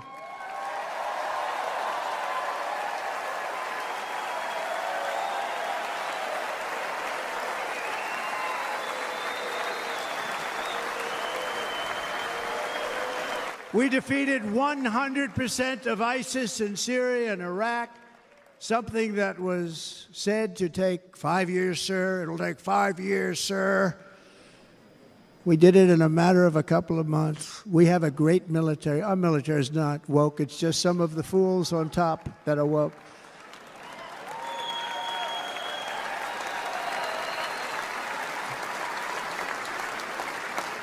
I got along very well. North Korea, Kim Jong-un, I got along very well with him. The press hated when I said that. How could you get along with him? Well, you know, it's nice to get along with somebody who has a lot of nuclear weapons or otherwise, isn't it? See, in the old days, they'd say, that's a wonderful thing. Now they say, how could you possibly do that? But no, I got along with him, and we stopped the missile launches from North Korea. Now North Korea is acting up again, but when we get back, I get along with him. He'd like to see me back, too. I think he misses me, if you want to know the truth. Our opponents inherited a world at peace and turned it into a planet of war. We're in a planet of war. Look at that attack on Israel. Look at what's happening with Ukraine. The cities are just bombed out. How can people live like that where buildings, massive buildings, are falling to the ground? It began to unravel with the disastrous withdrawal from Afghanistan, the worst humiliation in the history of our country. We have never had a humiliation like that. 13 heroic U.S. service members were tragically and needlessly killed. 45 others were horrifically wounded. Nobody ever talks about them. No arms, no legs, face explosions, horrifically wounded. And by the way, we have a man in this room who's running for the U.S. Senate from a great state, Nevada, named Sam Brown, who paid the ultimate price. Thank you, Sam. Thank you, Sam. Thank you. He paid the biggest price probably ever paid by anybody that is running for office, and I think he's going to do great. He's running against a person that is not good, not respected, a total lightweight. But Sam, I think, paid, really, we were talking about it with some of the senators that are working so hard for Sam, but he paid the biggest price of any senator ever to run for the Senate. I don't think anybody's ever what he did. He was a real hero, a really great person. And he's running, and I hope that everybody gets out and votes for Sam Brown.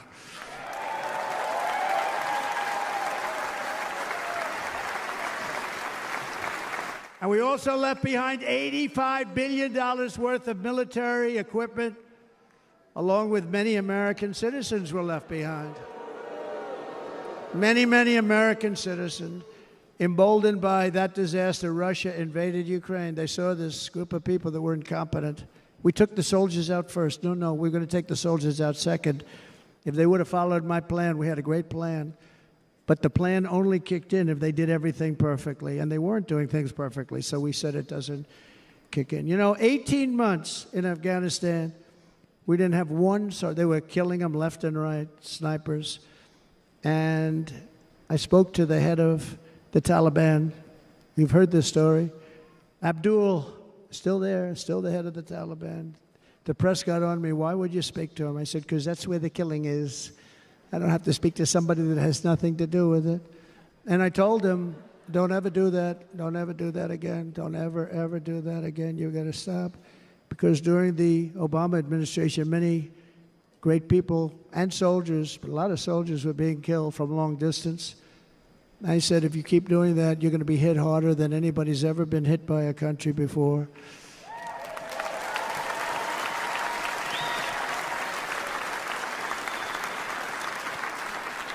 And he said, I understand, Your Excellency. He called me Your Excellency.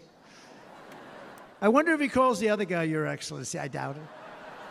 The other guy gave him everything. I mean, what kind of a deal was that? He walked out, gave him everything. Do you know that right now Afghanistan is one of the largest sellers of weapons in the world? They're selling the brand new, beautiful weapons that we gave them. But think of it. He actually said to me, but why do you show me a picture of my home? I said, you'll have to ask your people or one of your wives. But he could figure it out. And for 18 months, we had not one attack on an American soldier by the Taliban. 18 months.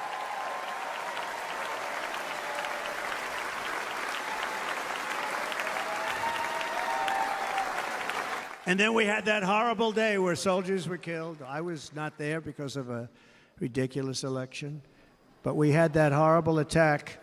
And they also gave up Bagram, one of the biggest bases anywhere in the world, air bases anywhere in the world, the longest runways, most powerful, hardened, thickened runways. We gave it up. And I liked it not because of Afghanistan. I liked it because of China. It's 1 hour away from where China makes their nuclear weapons. And you know who has it now? China has it now. We were keeping that. And now China is likewise circling Taiwan, and Russian warships and nuclear submarines are operating 60 miles off the coast in Cuba. Do you know that? No, the press refuses to write about it. If that were me running this country and we had nuclear submarines in Cuba, I will tell you that headlines every day would be, what's wrong with our president? You don't even hear this. You're not hearing about this. Russia has nuclear submarines and warships 60 miles away, Mr. Congressman, from Miami, by the way, happens to be here. Correct? In Cuba. And that would not be stood for if it were somebody else. They don't want to mention it, but now maybe they will. And the entire world, I tell you this, we want our hostages back, and they better be back before I assume office, or you will be paying a very big price.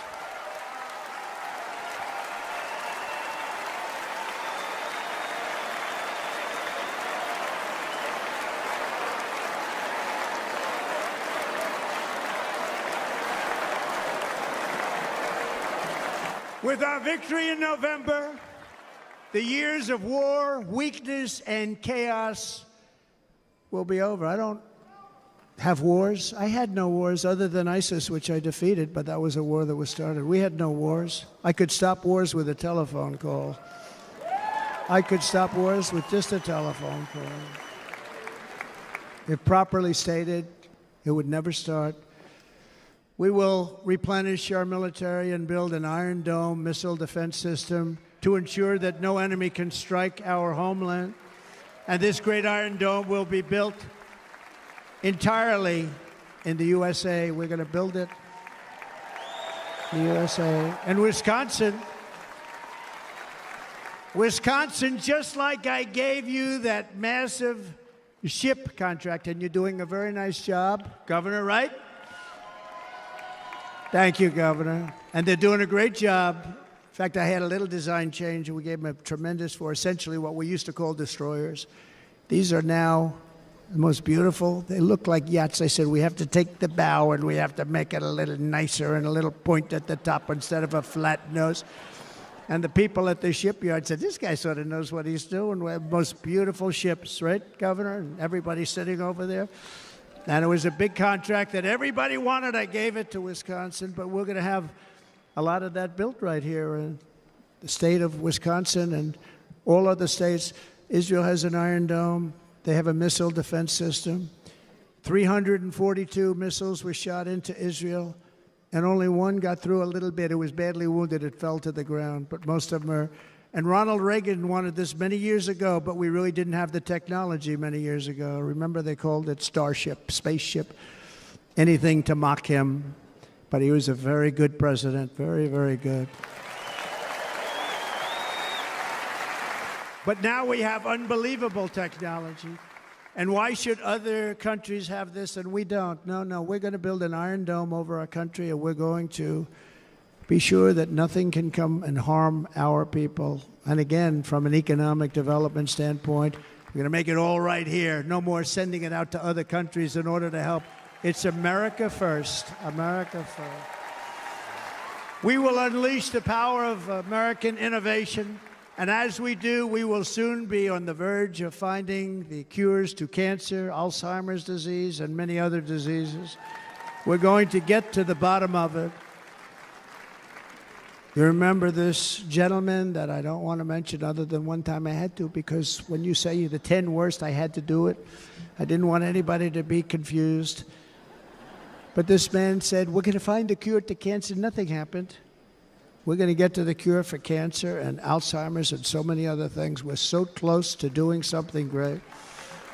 But we need a leader that will let it be done. We will not have men playing in women's sports. That will end immediately.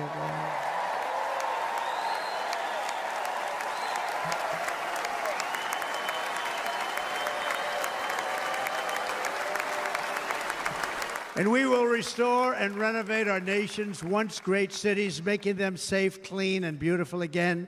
And that includes our nation's capital, which is a horrible killing field. So many things. They leave from Wisconsin, they go to look at the Washington Monument, they end up getting stabbed, killed, or shot. We will be very soon very proud of our capital, again, Washington, D.C.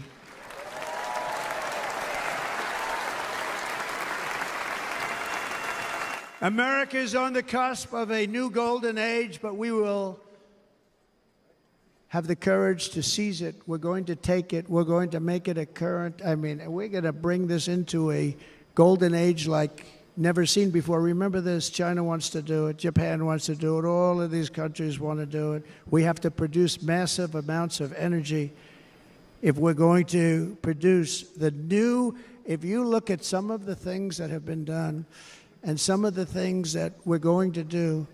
But AI needs literally twice the electricity that's available now in our country. Can you imagine? But instead, we're spending places where they recharge electric cars. They built 8 chargers at a certain location toward the Midwest. 8 chargers for $9 billion. Think of them as a tank for filling up your gas. Think of it. They spent $9 billion on 8 chargers, 3 of which didn't work. And if you were going to do this all over our country, this crazy electric mandate, if you're going to do this and by the way, I'm all for electric. They have their application. But if somebody wants to buy a gas-powered car, gasoline-powered car, or a hybrid, they're going to be able to do it.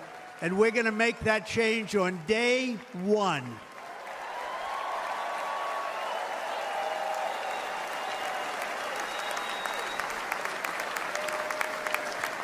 So to conclude, just a few short days ago, my journey with you nearly ended. We know that. And yet, here we are tonight, all gathered together, talking about the future, promise, and a total renewal of a thing we love very much. It's called America. We live in a world of miracles. None of us knows God's plan or where life's adventure will take us. I want to thank Franklin Graham for being here tonight. He's an outstanding man. He wrote me a note recently. I have a lot of respect for him. Sir, I love your storytelling. I think it's great in front of these big rallies. But, sir, please do me one favor. It won't make any difference. Please don't use any foul language. I was a little embarrassed. He said, it won't make any difference. Actually, it does. The story's not quite as good, but I've been very good. The story is not quite as good, to be honest. I've got to have a little talk with Franklin, but he was great. He's a great gentleman. His father was so incredible, Billy Graham. My father used to love taking me to see Billy Graham. My father would take me to see Billy Graham at Yankee Stadium. He had the biggest rallies you've ever seen. He was a good rally guy, too. But he'd get up, and he was a fantastic guy. My father loved Billy Graham. But I love Franklin Graham. I think Franklin's been fantastic, and I'm working so hard to adhere to his note to me. I'm working hard on it, Franklin. But if the events of last Saturday make anything clear, it is that every single moment we have on earth is a gift from God.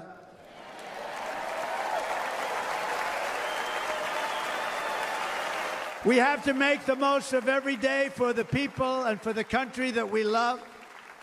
The attacker in Pennsylvania wanted to stop our movement, but the truth is the movement has never been about me. It has always been about you. It's your movement. It's the biggest movement in the history of our country by far. Can't be stopped. It can't be stopped. It has always been about the hardworking, patriotic citizens of America. For too long, our nation has settled for too little. We settled for too little. We've given everything to other nations, to other people. You have been told to lower your expectations and to accept less for your families. I am here tonight with the opposite message. Your expectations are not big enough. They're not big enough. It is time to start expecting and demanding the best leadership in the world, leadership that is bold, dynamic, relentless, and fearless. We can do that. We are Americans. Ambition is our heritage. Greatness is our birthright. But as long as our energies are spent fighting each other, our destiny will remain out of reach, and that's not acceptable. We must instead take that energy and use it to realize our country's true potential and write our own thrilling chapter of the American story. We can do it together. We will unite. We are going to come together, and success will bring us together.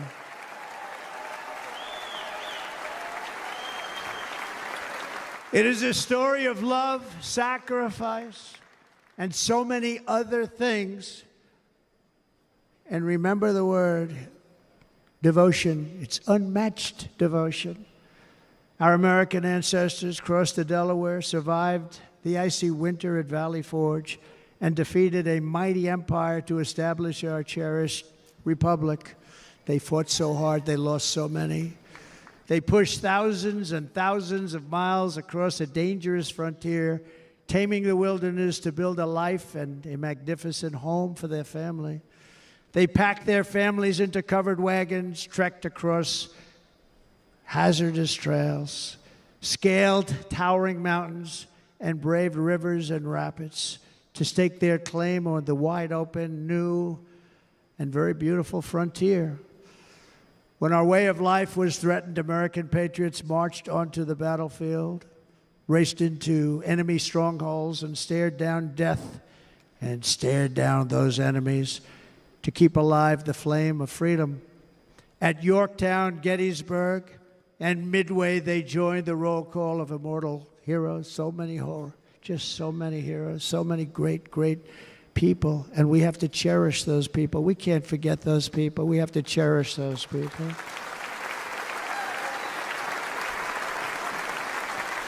And building monuments to those great people is a good thing, not a bad thing. They saved our country. No challenge was too much. No hardship was too great. No enemy was too fierce. Together, these patriots soldiered on and endured, and they prevailed because they had faith in each other, faith in their country, and above all, they had faith in their God.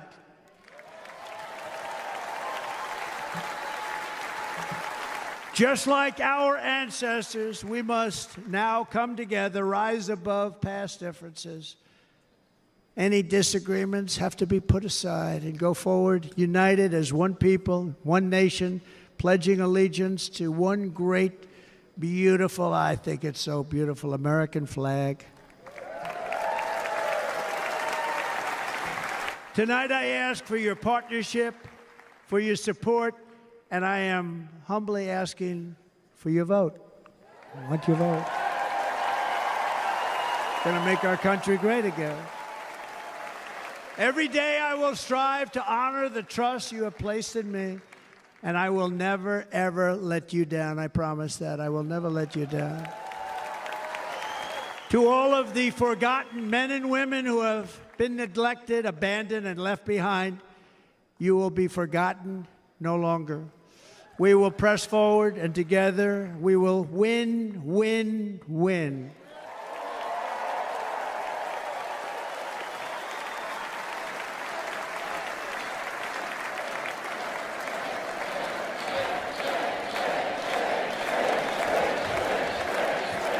Win, win, win, win, win, win. Nothing will sway us, nothing will slow us, and no one will ever stop us. No matter what dangers come our way, no matter what obstacles lie in our path, we will keep striving toward our shared and glorious destiny, and we will not fail. We will not fail.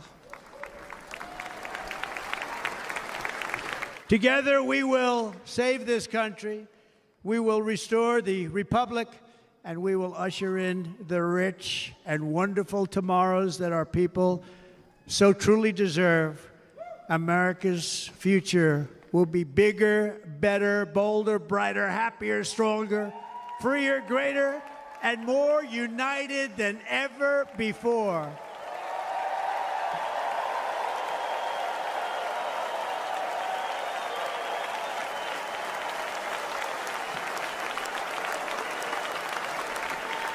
And quite simply put, we will very quickly make America great again. Thank you very much. Thank you very much, Wisconsin. God bless you. God bless you, Wisconsin, and God bless the United States of America, our great country. Thank you very much, everybody. Thank you.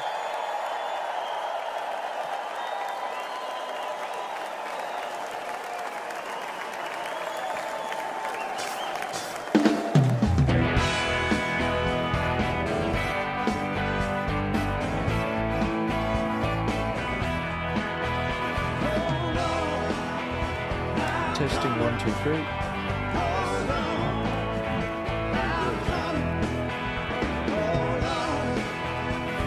We're going to see him dance. Okay. There you go. Very good. Yep. He endorses my pillow.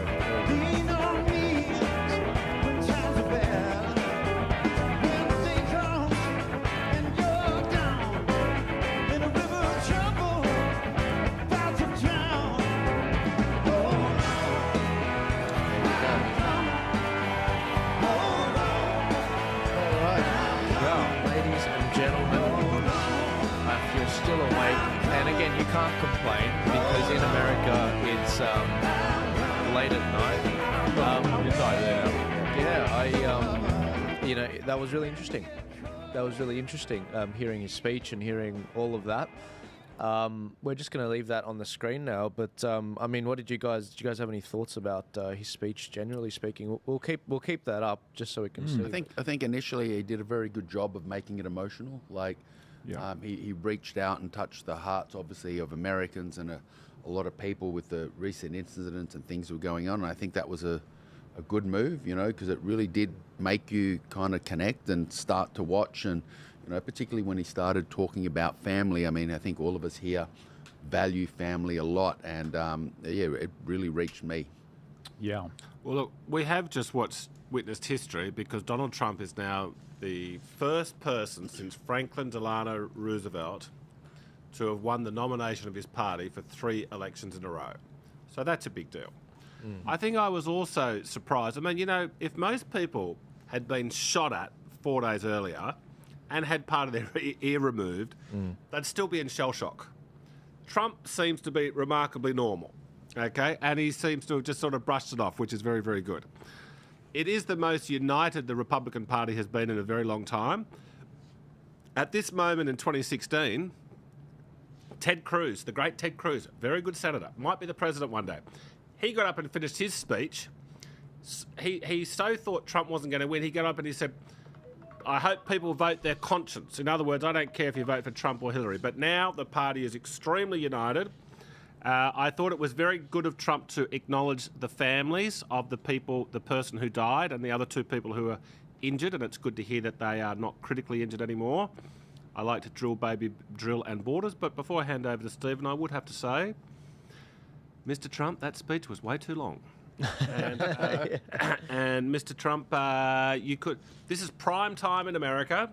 It was a good opportunity to get your message across to a new audience. It should have been a 15 to 20-minute speech. It went for well over an hour, and it was too long. So that's my comments. Fair enough. Fair enough. Stephen? Yeah, totally. A historic moment. Look, I was, it would have been about 40 minutes into the speech, and I wrote down a word, and it was magnificent. And then about 35 minutes later, I was thinking this should have ended sort of 35 minutes ago. Yeah. But having said that, I agree with Elvis that the high point was...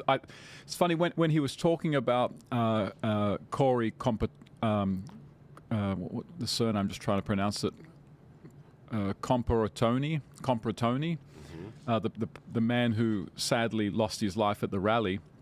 I was thinking what would be absolutely perfect right now is if there was a moment of silence. And he did it. And then when he went and sort of embraced Corey's uniform, that was just I thought that was the high point. It began brilliantly. He listed his achievements. He listed the current problems. He listed his promises. Nothing too obnoxious throughout. I was glad that he didn't dwell too long on the 2020. I actually think it would have been better if he'd never mentioned it at all. But so nothing really obnoxious. I just think if I could just critique it at one point, at one level, it was just too long. It wasn't too long for the people in the room, But as John said, he should have thought that this is a speech to America, not to the people in this room. I would say let's keep it at about 40 minutes. I mean, probably 25 minutes would be better, but. Basically, there's nothing serious. There's a lot that's really right with this speech. Nothing seriously wrong. Yep. No, agreed. And again, a lot of uniting communities, family, bringing people together. I think that was a very big message, which is very different to obviously the side of the debate. Gavin Newsom, I believe, is having.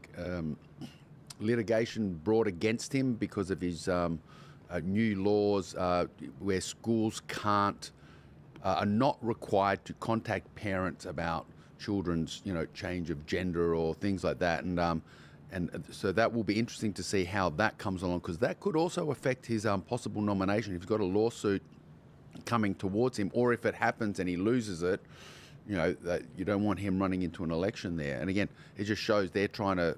The division of the family and breaking down the family unit, not involving parents is a big thing. Whereas, Trump there with, his family there supporting him, thanking his family, talking about the families who've been impacted, not just at the recent assassination attempt, but throughout the country through what's happened with the economy.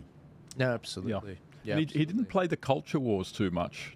I mean, we've got to remember, guys like us who are sort of watch all this stuff religiously, we're really keen on the culture wars, but the things that Trump really hammered were things that just touch every person's life, whether they've even heard of the culture wars or not. Inflation, energy, the economy, the borders, drilling oil, immigration. It was in many ways a non-ideological speech.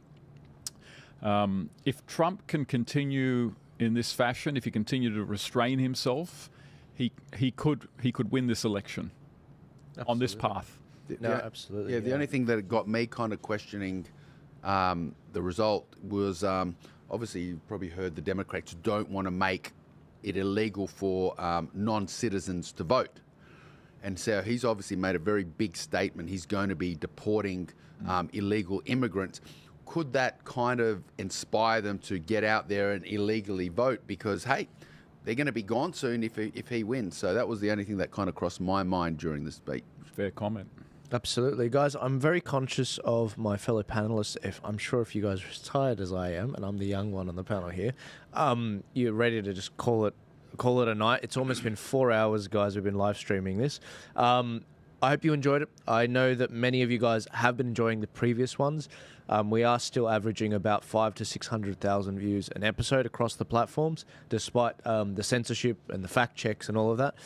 But if you guys wanted to follow my fellow panelists, I've put all of their X profiles up now. Go please follow them there. That's the best place you can follow them at this stage to get their up-to-date thoughts on everything that's going on. And if you do want to actually support the podcast, we are on Rumble, we're on X, we're on Telegram, all the other ones as well, like YouTube and Instagram and Facebook and all of them. But these are the safe ones to grab me on the Ark or Joel Jammal. And if you scan that QR code there, it'll take you to all the different links that I've been talking about, whether it's the full show, whether it's to purchase the Light newspaper, which is doing really well, and the new edition is coming out next month in August. And if you want to donate, if you want to be a part of the $5 Army cup of coffee army every month, please support the show. It helps keep the lights on, and we will be doing many more streams like this. Probably a little bit more on the edge of our seat, like the Democrat convention, with some interesting unknowns as to what's going to happen with the superdelegates around about the 19th, probably the 22nd of August, near the end of it. But I'll be bringing you many more updates on that.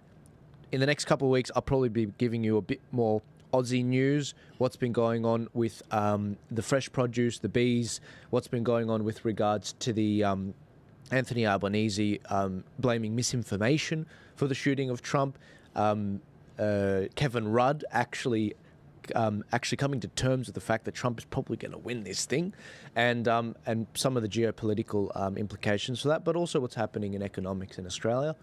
My sources in the Liberal Party are telling me we're leaning more and more to a December early election for Australia at a federal level, and around the corner we've got local elections and a state election in Queensland in September and October. So in September, we've got the New South Wales local elections with people like Elvis running and John Ruddick, who's actually running a swath of local candidates for the Libertarian Party, which I want to get them back in to talk more about.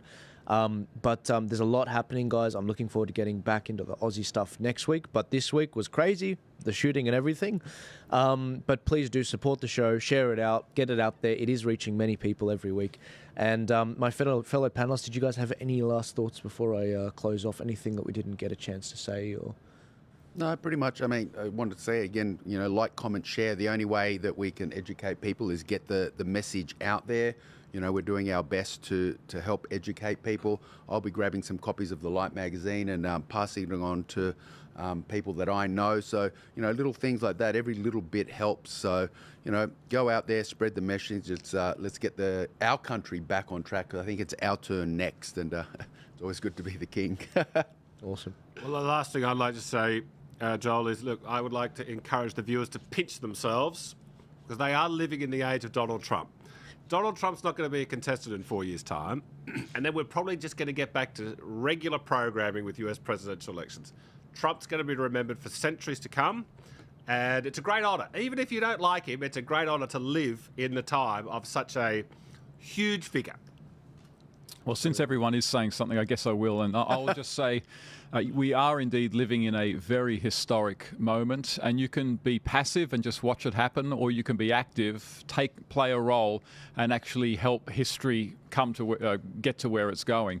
And so I encourage you all to support Joel Jammal, support the alternative media, get involved in politics, and be a part of the change. Hear, hear. Awesome. Very good. And that is John's call that he has to do very early now, guys. I will see you later. God bless you. Thank you very much. Give this a share, donate, subscribe, everything.